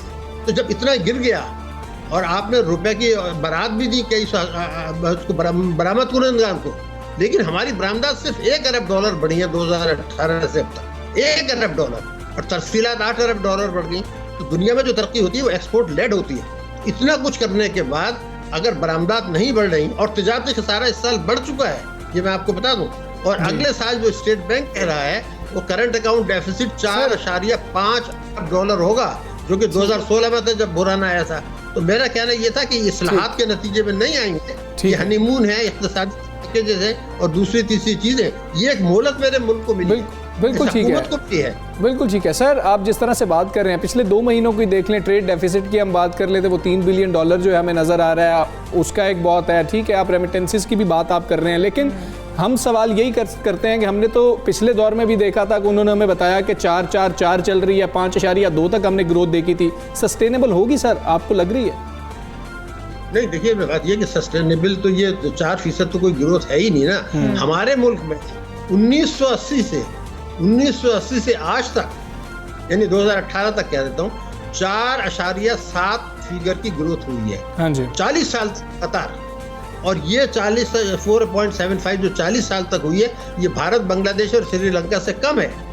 तो इस हुकूमत के 3 साल में जो अभी आदाद शुमार है, ये 3.94 मिलाकर 3 साल वो है 1.8%। देखिए ये मेरे आदाद शुमार नहीं है, 1.8% है। तो कौन सी ग्रोथ की हम बात कर रहे हैं? मगर मैं आज आपको एक प्रोजेक्शन दे रहा हूँ और ये मैं जिम्मेदारी कबूल करता हूँ कि जो कुछ हमने किया पिछली हुकूमतें ने और इस हुकूमत ने किया, उसके बाद 2075 मैं एक लफ्ज की जिम्मेदारी ले रहा हूँ, 2075 तक 2075 तक खुदा न खास्ता पाकिस्तान की फीकस आमदनी OECD ममालिक, जिसमें बहुत से छोटे ममालिक भी शामिल हैं, उनसे कम रहेगी।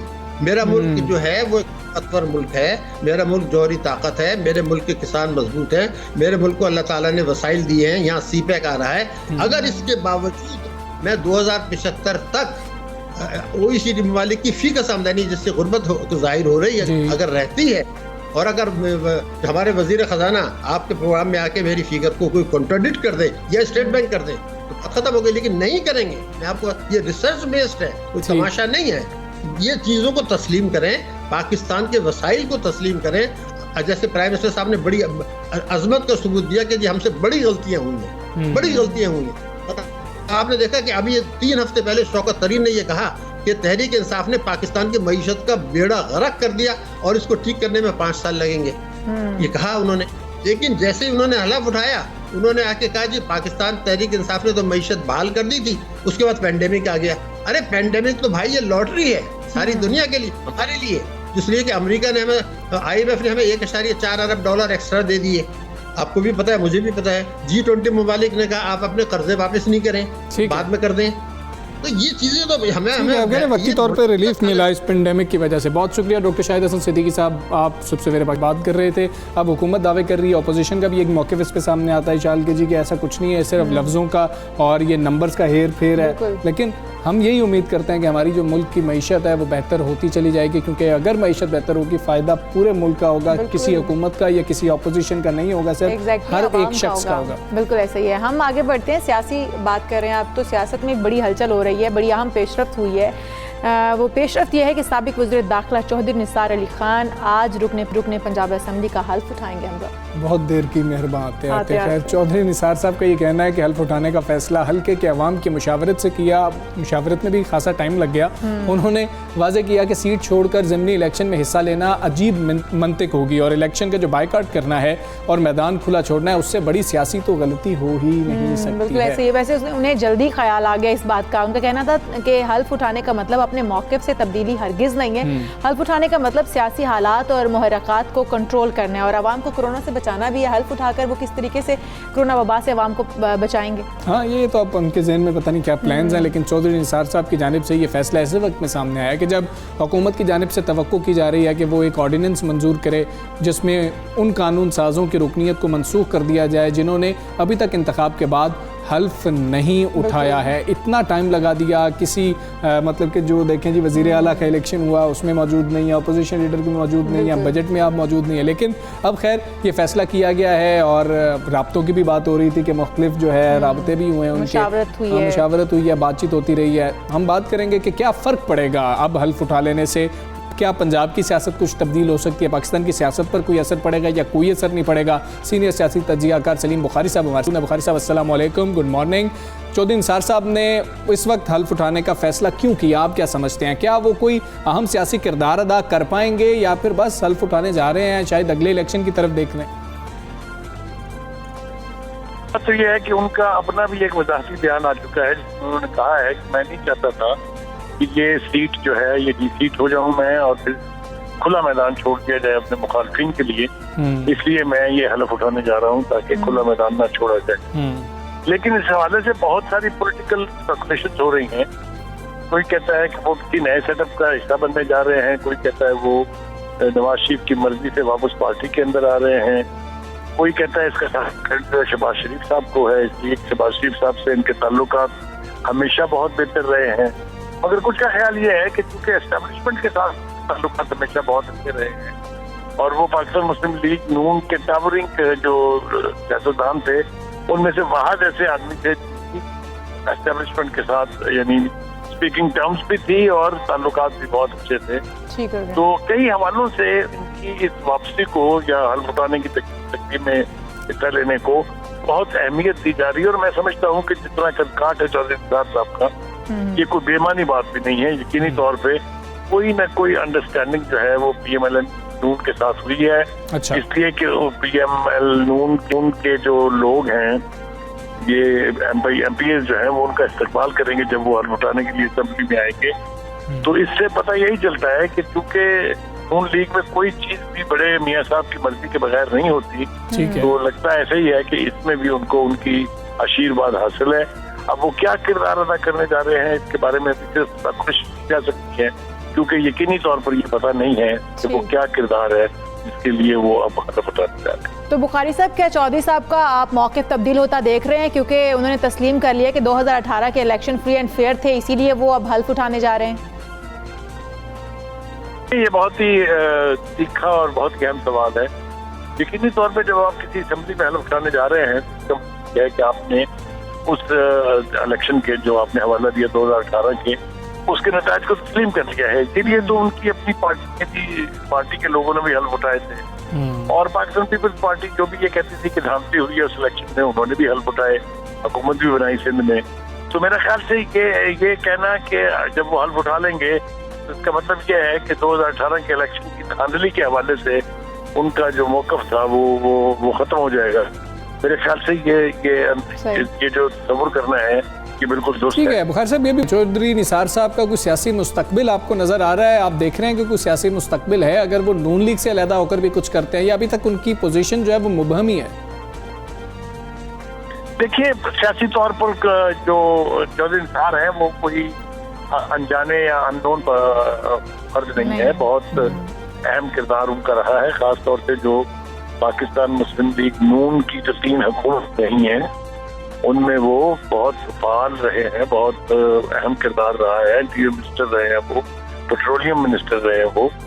तो वो यानी ये कहना है कि अगर कोई फ्यूचर सेटअप होगा तो उनमें कोई अहम किरदार उनको नहीं मिलेगा, मैं ये मानने के लिए तैयार नहीं हूँ। चौधरी निसार मैच्योर्ड पॉलिटिशियन है, सेंसिबल पॉलिटिशियन है। एक वक्त में उन्हें नवाज शरीफ साहब का इंतहाई बाइस्मात साथी कहा जाता था। तो मैं समझता हूँ कि हल्फ उठा लेंगे वो, तो उसके बाद जो भी सेटअप होने जा रहा है, जो भी तब्दीली होने जा रही है, अगर कुछ हो रही है तो उसमें उनका बहुत नुमाया और अहम किरदार होगा। लेकिन एक सवाल जिसका जवाब अभी तक नहीं मिला है वो ये है कि क्या वो पंजाब असेंबली में अगर ये बाकी की पूरा करती है तो क्या उसमें कोई उनका किरदार होगा या नहीं होगा? मेरे ख्याल से थोड़ा सा इंतजार करने की जरूरत है, बहुत जल्द ये भी वाज़ेह हो जाए। बुखारी साहब, तो क्या फिर चौधरी निसार अब भी अपने हलके में वही वाली पहले वाली पॉपुलैरिटी रखते हैं? क्या दोबारा इंतखाबात जीतने की पोजीशन में हैं वो? इसके बारे में भी कोई इबाम नहीं होना चाहिए कि वो उनका एक तवील अरसे से जो हलका है उसमें हमेशा वो इलेक्शन जीतते आए हैं, और उनके जितने भी मुखालफिन थे उनको बड़े मार्जिन के साथ उन्होंने शिकस्त किया हमेशा। और जैसा कि उन्होंने खुद अपने बयान में कहा कि मैं नहीं चाहता कि मैं ये मैदान अपने मुखालफों के लिए खुला छोड़ दूं, तो उस हलके में तो उनकी पजीराई अभी तक उसी तरह है, और मेरा नहीं ख्याल कि उनको मुस्तकबिल करीब में कोई चैलेंज दरपेश है इस हवाले से। नए इंतखाबात होते हैं तब भी मेरे ख्याल से वो यकीनी तौर पे अपने हलके नेशनल असेंबली की भी और प्रोविंशियल असेंबली की भी सीट निकालने के अहल आज भी हैं, पहले भी थे, और मेरे ख्याल से जब तक वो जिंदा है इसलिए कि उनके अपने हल्के में उनका जो असर और रसूख है उसके बाद। अच्छा बुखारी साहब, ये भी बताइएगा, क्या चौधरी निसार साहब जो बार बात हो रही थी, ख्वाहिश का इजहार किया गया इमरान खान साहब की जानिब से खुद के वो तहरीक इंसाफ ज्वाइन कर लें, उन्होंने नहीं ज्वाइन की, क्या समझते हैं गुलाम सरवर खान साहब की वजह से उन्होंने ज्वाइन नहीं किया, तहरीक इंसाफ में शामिल नहीं हुए थे, और फिर अब जब गुलाम सरवर खान साहब का नाम जो है किसी और मामले में भी सामने आ रहा है तो फिर ये कुछ फैसले भी हो रहे हैं? मेरे ख्याल से इसको कहें का जो ताल्लुक नवाज शरीफ साहब से है, अच्छा, कुछ देर से मेरे ख्याल से कुछ थोड़ा सा फासला है। ये बहुत बड़ी वजह है कि उन्होंने तहरीक इंसाफ को ज्वाइन नहीं किया है। ये भी आउट ऑफ कॉन्टेक्स्ट नहीं है अगर आप ये कहें कि सरवर खान चूंकि वहाँ मौजूद है तहरीक इंसाफ में, तो इसलिए भी चौधरी निसार में दूरी रखी है तहरीक इंसाफ से, और सोचा नहीं कभी कि वो हुकूमती पार्टी में शामिल हो जाएंगे। मेरे ख्याल से मैं अगर आप मुझसे जाती राय पूछे तो मैं कहूँगा कि सियासत जो है उसका दारोमदार माजी में भी पाकिस्तान मुस्लिम लीग नून की सियासत से ही रहा है, और तन ख्याल के चौधरी निसार जैसा आदमी जो है वो इतनी जल्दी अपने स्टांस में या अपने मौक़िफ़ में, अपनी कमिटमेंट में इतनी बड़ी तब्दीली ला सकता है। बुखारी साहब, हम देखें तो शहबाज शरीफ और चौधरी निसार के सियासी कॉम्बिनेशन को हमेशा नवाज लीग जो है वो पावर पॉलिटिक्स में इन रखा है। क्या चौधरी निसार की दोबारा फालियत आप देखते हैं इस कॉम्बिनेशन को बहाल कर सकती है दोबारा से? बिल्कुल, आपने दुरुस्त कहा कि चौधरी निसार और शहबाज शरीफ साहब एस्टेब्लिशमेंट के लिए भी हमेशा काबिल कबूल रहे हैं कि ये कभी भी ऐसा दौर नहीं था इन दोनों में से कोई एक भी नॉन स्पीकिंग टर्म्स पर हो उनसे। और जिस तरह के सियासी हालात है, जिस तरह हुकूमत जो है वो डिलीवर नहीं कर पाई है, जिस तरह हुकूमत के ऊपर प्रेशर है, PDM भी बन रही है, फिर से दोबारा रीएक्टिवेट हो रही है, इन सारे हालात में यकीनी तौर पे शहबाज शरीफ और चौधरी निसार मिलकर एक अहम किरदार अदा करते हैं। ठीक है सलीम बुखारी साहब, बहुत शुक्रिया आपका। सुबह सवेरे पाकिस्तान से आप आ रहे थे। अब क्या तब्दीली आती है सियासत के अंदर? चौधरी निसार साहब जिस वक्त हल्फ उठा लेंगे उस वक्त उनकी जो अहम मुलाकातें होंगी उससे भी पता लगेगा, और आने वाले दिन बहुत अहम है। और क्या फिर नवाज लीग को हम दोबारा से एक्टिव होते हुए देखते हैं, ये भी देखने वाली बात है। यहाँ पर हम लेंगे एक ब्रेक, आप कहीं मत जाइएगा, stay with us.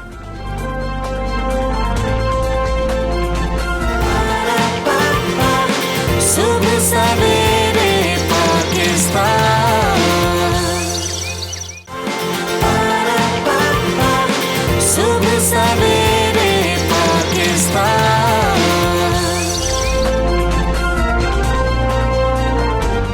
Welcome back to सुबह सवेरे पाकिस्तान। हम वापस आए हैं आम आदमी की बात लेकर के। हम लोग बात करते हैं बेरोज़गारी की।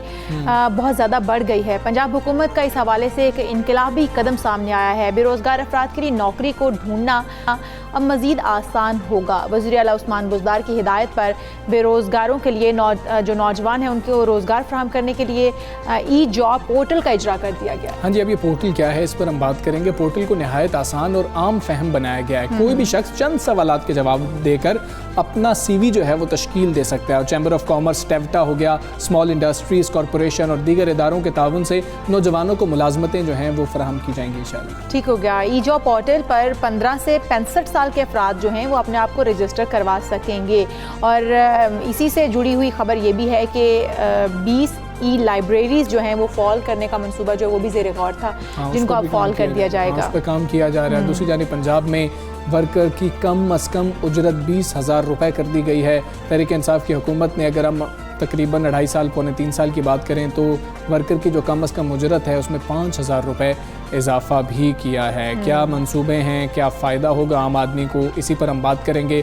तर्जुमान पंजाब हुकूमत हम मौजूद हैं सादिया सुहेल राना साहिबा। सादिया साहिबा अस्सलाम वालेकुम, गुड मॉर्निंग। ये पंजाब हुकूमत रोज़गार मुहैया करने के लिए ई पोर्टल इंडस्ट्री को बेरोज़गारों से कैसे कनेक्ट करेगी, बेरोज़गारों को फ़ायदा कैसे होगा, उनको समझ कैसे आएगी, क्या करना है? जी, सबसे पहले तो आपको भी गुड मॉर्निंग और वालेकुम अस्सलाम। देखिए, मैं समझती हूँ कि कल जो ये इनिशिएटिव CM पंजाब बुज़दार साहब ने लिया, ये हमारी पार्टी का जो विजन था और मैनिफेस्टो था कि जॉब को प्रोवाइड करना लोगों को, नौजवानों को ख़ास तौर पे जो 15 से 65 साल के नौजवान हैं, उन तमाम के लिए ये फैसिलिटी पैदा करना। आज के जैसे देखिए आप, तमाम जो है वो इलेक्ट्रॉनिक का दौर है, और जितना सिस्टम को सिंप्लीफाई और किया जाए और जितना लोगों की रीच में बनाया जाए उतना ही लोगों के लिए आसानियाँ पैदा होती हैं।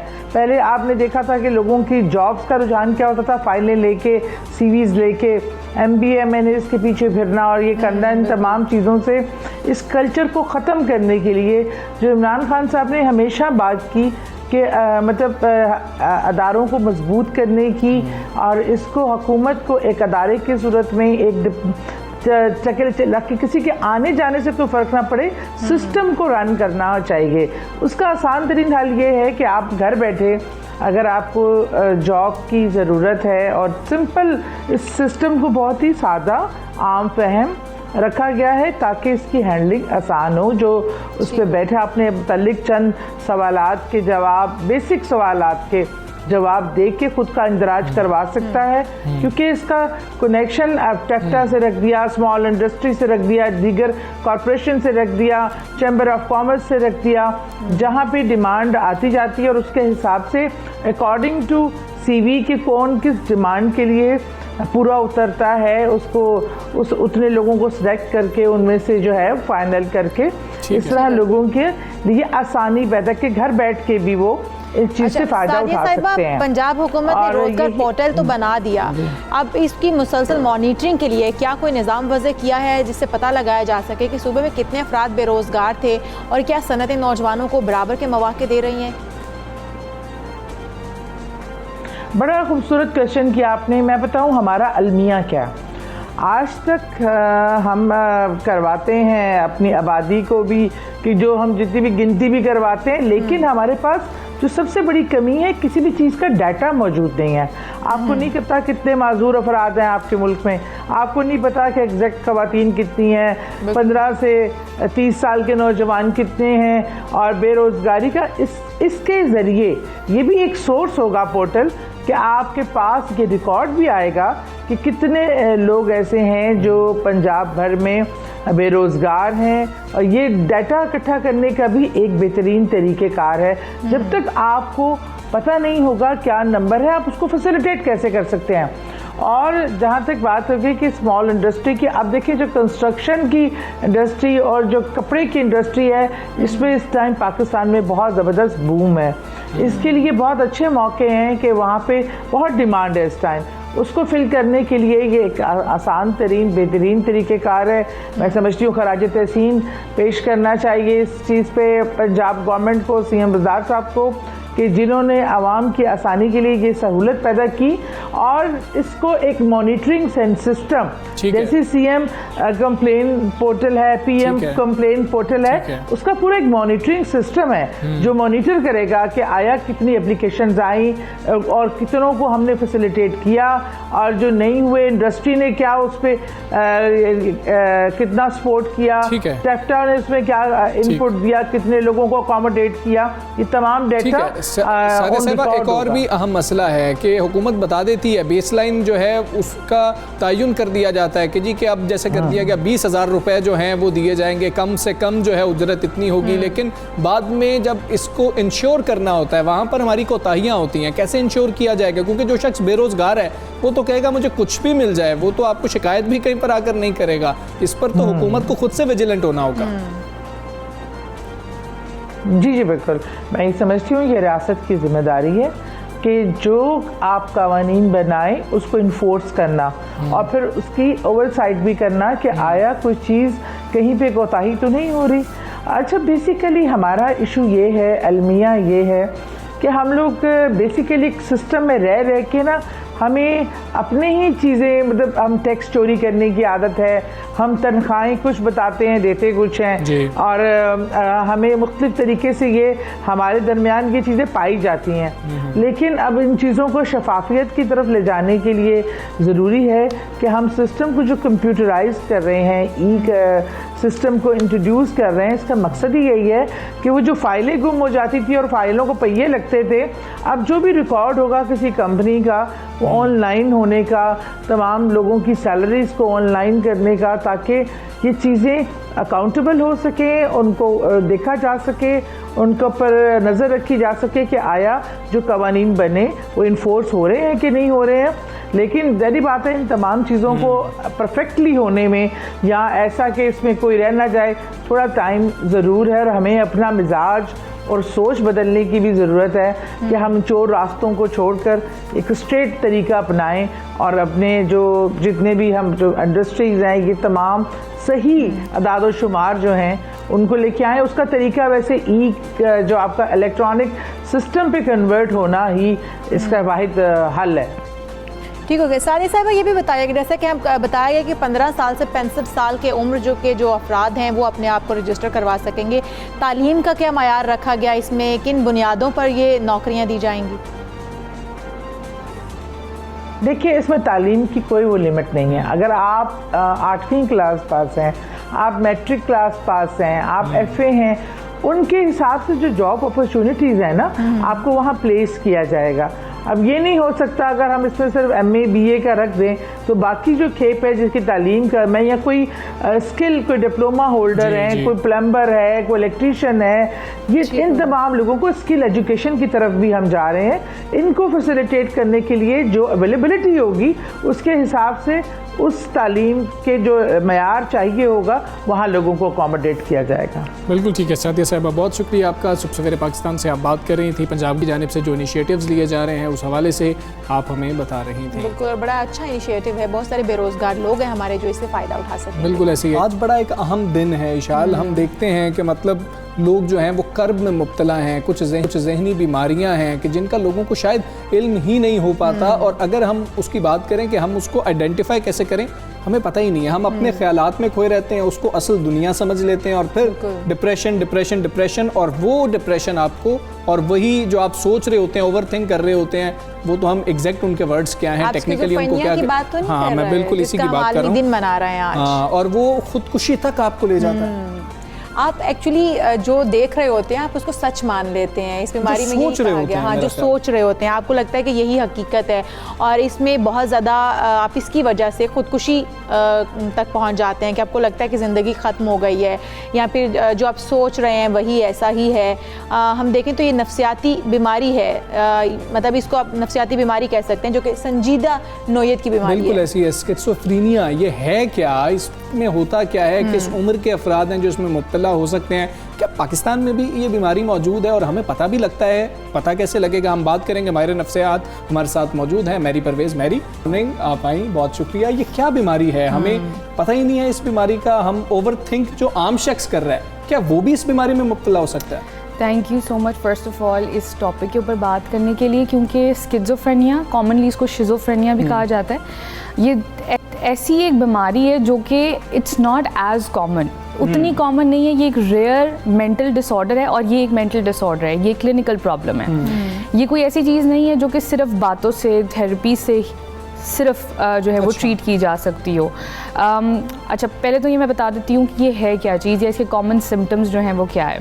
दो चीज़ें आपने अभी बात की हैं कि जैसे लोग कुछ ऐसी चीज़ें सोचने लग जाते हैं जो उनको लगता है कि हकीकत है, उसको हम डिल्यूजन्स या हेलुसिनेशंस कहते हैं। डिल्यूजन ये होता है कि आपका एक बिलीफ पैदा हो जाना कि जो मैं सोच रहा हूँ वही सच है। फॉर एग्जांपल, एक कॉमन बिलीफ या जो डिल्यूजन होता है वो ये होता है delusion of grandiosity. For example, मैं सुपरमैन हूँ। पास्ट में या हिस्ट्री में हमने ऐसे केसेस देखे हैं जिसके अंदर किसी ने छत से छलांग लगा दी और पीछे उसने केप पहना हुआ है, कंसिडरिंग कि मैं सुपरमैन हूँ या सुपर वुमन हूँ। अब उनके जहन के अकॉर्डिंगली वो बात बिल्कुल एक्यूरेट होती है। उनको आप कन्विंस नहीं कर सकते कि ये बात जो है इसके अंदर कोई इनएक्यूरेसी होगी या ये बात सच्ची नहीं होगी। उनको यही लग रहा होता है कि ये ठीक है।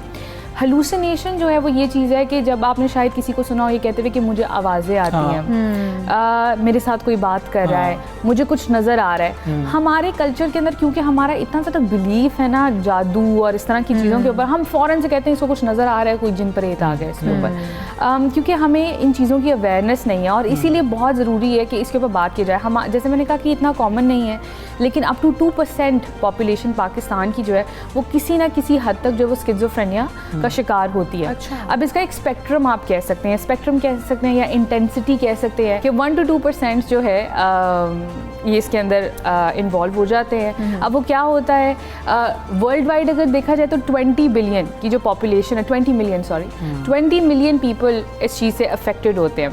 नाउ अब इसका असर ये होता है लोगों की ज़िंदगियों के ऊपर कि ज़ाहिरी बात है कि आप एक नॉर्मल इंसान की तरह ना सोच रहे हैं ना समझ रहे हैं। आपको ये लगता है कि जो मैं सोच रही हूँ, समझ रही हूँ, वही अगले बंदे को भी पता होना चाहिए मेरे बारे में। सो दिस इज़ वाई जहाँ आपने बात की कि ये कैसे सुसाइड की हद तक पहुँच जाती है, एक इंसान की नॉर्मल फंक्शनैलिटी ख़त्म हो गई है। उसकी ज़िंदगी जो है वो अब फंक्शन ही नहीं कर सकती। अब वो सुबह उठ के अगर बाहर जाएगा, there was a very famous case, एक दफ़ा एक बच्ची थी, she thought that she is got super powers. अच्छा। And she would staple herself, she would hurt herself in so bad ways. और जब उसको डॉक्टर के पास लेके जाया गया क्योंकि उसके इन्फेक्शंस बॉडी में होना शुरू हो गए, she said that I can do it क्योंकि मुझे दर्द नहीं होता, क्योंकि मेरे पास सुपर पावर्स हैं। जब डॉक्टर ने टेस्ट करने के लिए काइंड ऑफ अपनी अंडरस्टैंडिंग के लिए कि ये क्या प्रॉब्लम है, उन्होंने आइस कोल्ड वाटर उसको दिया और उसने कहा कि इसके अंदर आप हाथ डालो थोड़ी देर के लिए। अच्छा। द किड उसके हाथ के ऊपर blooper, what you call those things के क्या हुआ, started to kind of suffer a little, and the kid was not taking her hand out of it. अच्छा। और वो यही उसके facial expressions were this कि ये मैं कर सकती हूँ, मुझे क्योंकि दर्द नहीं हो रही है। तो doctor was able to recognize it। तो ये इस हद तक की एक बीमारी है। तो मेरी इसकी ट्रीटमेंट भी तो होगी। हम लोगों को अगर एड्रेस हो गया कि हम इसमें मुब्तला हो गए हैं, उसके बाद ट्रीटमेंट क्या है? क्या थेरेपी करवानी पड़ेगी या कोई मेडिकेशन है जो लेनी पड़ेगी हमें? स्किज़ोफ्रेनिया एक ऐसा प्रॉब्लम है जो कि सिर्फ थेरेपी से हम नहीं ट्रीट कर सकते हैं। अच्छा। कॉमनली CBT, जिसको कॉग्निटिव बिहेवियरल थेरेपी कहा जाता है, उसको इनकॉर्पोरेट किया जाता है इसकी ट्रीटमेंट के अंदर। कॉग्निटिव बिहेवियरल थेरेपी का मतलब ये है कि आप जो इंसान की डिस्टॉर्टेड कॉग्निशन है, दैट मीन्स कि जो उसका पैटर्न ऑफ थिंकिंग जो ख़राब हो गया, उसका मेंटल प्रोसेस, उसको हम चैलेंज करते हैं। For example, if you start to say कि आई एम सुपर वुमन, तो I will say what makes you think that, and when you will have an answer to it, तो मेरे पास logical questions होंगे टू क्यू। सो दैट मीन्स क्या होगा कि उस टाइम पे मैं फ्रस्ट्रेट तो कर रही होंगी क्लाइंट को या पेशेंट को, लेकिन आप काइंड ऑफ उसकी थिंकिंग को चैलेंज कर रहे होंगे। बिहेवियरल का मतलब ये है कि हम उसके डेली एक्शंस को अब मॉनिटर करने लग जाएंगे। इसके साथ साथ बहुत ज़रूरी होगा कि हम मेडिकेशन को लेकर रखें साथ में। एक एबनॉर्मेलिटी जो एक स्किज़ोफ्रेनिक के अंदर आ जाती है वो ये होती है कि डोपामीन रिसेप्टर्स होते हैं आपके ब्रेन में, जो कि अगर फंक्शन ना कर रहे हो तो आपका जो न्यूरोट्रांसमीटर डोपामीन है वो एक्सेस में पैदा होना शुरू हो जाता है। Dopamine is a happy hormone. Dopamine is something that gives you that high, and so this is why when you feel super woman, so you will obviously feel very high, right? So dopamine receptors जो हैं, उनकी जो block करने की dopamine की access को जो ताकत होती है, स्ट्रेंथ होती है, वो कम या ख़त्म हो जाती है। ठीक है। तो this has been commonly seen in अच्छा, ठीक है। इसके फैक्टर्स क्या हो सकते हैं? क्या बच्चा बचपन से ही इस तरफ होता है या उम्र के किसी हिस्से में जाकर भी ऐसा हो सकता है? अच्छा, हमारे बच्चे अब वीडियो गेम्स खेल रहे होते हैं ना, अगर आप देखें तो बच्चा सोते हुए भी वही सब कुछ कर रहा होता है। अगर वो असल जिंदगी में भी खुद को शूटर समझ रहा होता है, उसको लगता है कि जी कि मैं तो शूट करूंगा, पता नहीं क्या हो जाएगा, मैं दुनिया को बचा लूंगा या मैं दुनिया को तबाह बर्बाद कर दूंगा। ये चीजें नॉर्मल है? बच्चों को इतना ज्यादा एग्रेसिव होना चाहिए? बिल्कुल नहीं। और एग्रेशन जो बच्चा है वो सबसे ज़्यादा इमिटेशन और ऑब्जर्वेशन से सीखता है। जब आप लड़के को गन्स और कार्स ला कर देते हैं और लड़की को टॉयज़ और टी कप सेट ला कर देते हैं, तो आप वहीं से उसकी ट्रेनिंग जो है वो स्टार्ट कर जाते हैं कि लड़के को कैसे बिहेव करना चाहिए और लड़की को कैसे बिहेव करना चाहिए। तो दिस इज़ अनदर टॉपिक कि किस तरीके से हम बच्चों की ट्रेनिंग कर रहे होते हैं in terms of their behaviour. लेकिन अगर स्किज़ोफ्रेनिया की बात की जाए, इसके 2-4 जो हैं कॉमन फैक्टर्स हैं जो कि ट्रिगर कर सकते हैं स्किज़ोफ्रेनिया को। पहला कॉमनली देखा गया कि drugs are a common factor जिसकी वजह से स्किज़ोफ्रेनिया के सिम्टम्स ट्रिगर हो सकते हैं। वाई? क्योंकि ये आपके ड्रग आप कोई भी जब कंज्यूम करते हैं तो आपके न्यूरोकेमिकल सिस्टम के अंदर जाके इम्बैलेंस क्रिएट करता है। दैट मीन्स कि अगेन डोपामीन इज समथिंग जो कि एक न्यूरोकेमिकल है, न्यूरोट्रांसमीटर है, and so it can be affecting schizophrenia. उसके अलावा stress is also one of the common factors, and then it is genetic as well. Twin studies या genes के अंदर ये देखा गया, जेनेटिक स्टडीज़ के अंदर, कि अगर आपकी फैमिली हिस्ट्री के अंदर स्किज़ोफ्रेनिया जैसा कोई मेंटल डिसऑर्डर एग्जिस्ट करता है तो इट्स कॉमन कि वो ट्रांसफ़र भी किया जा सकता हो।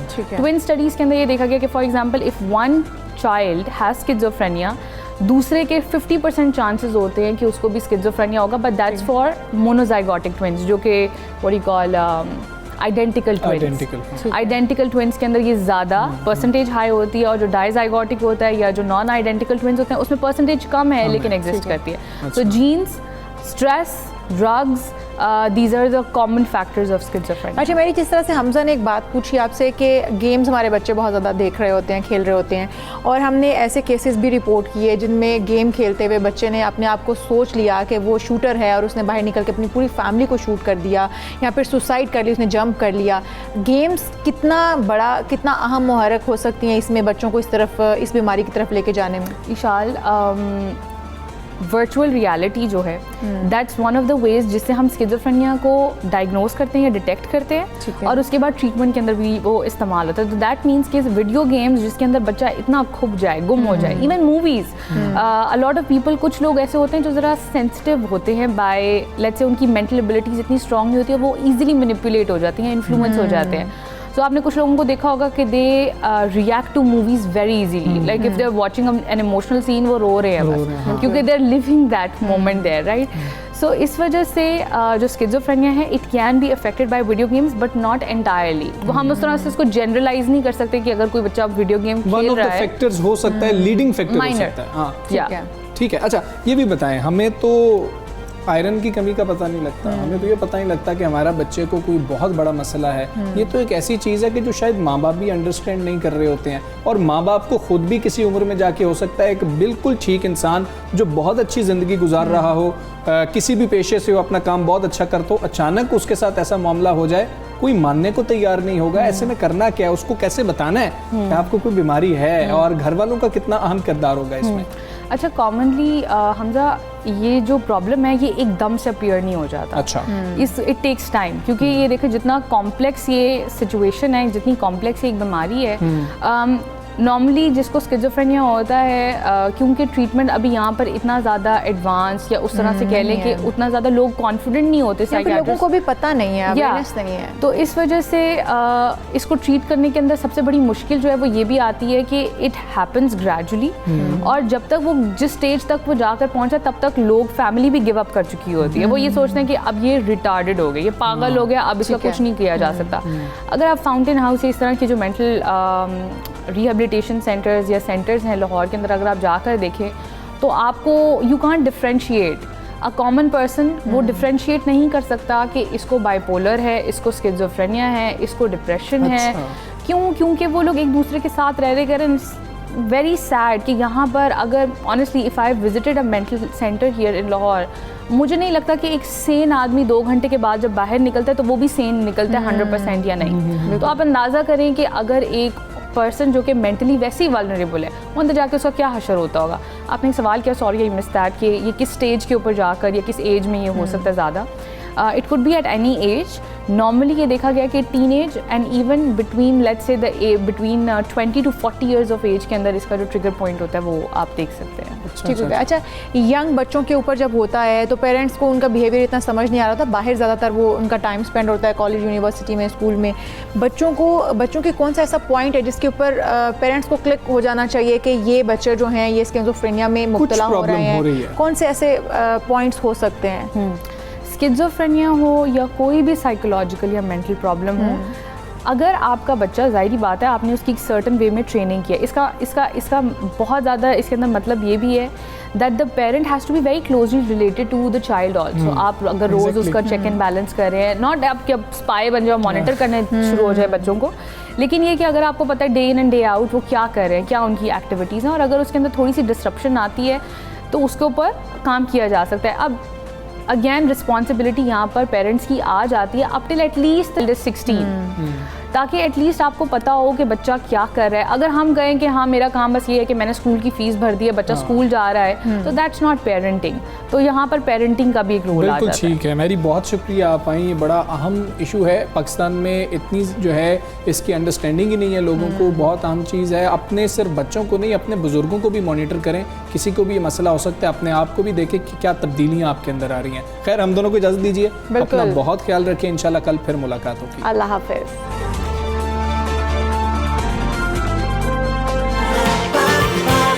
सुबह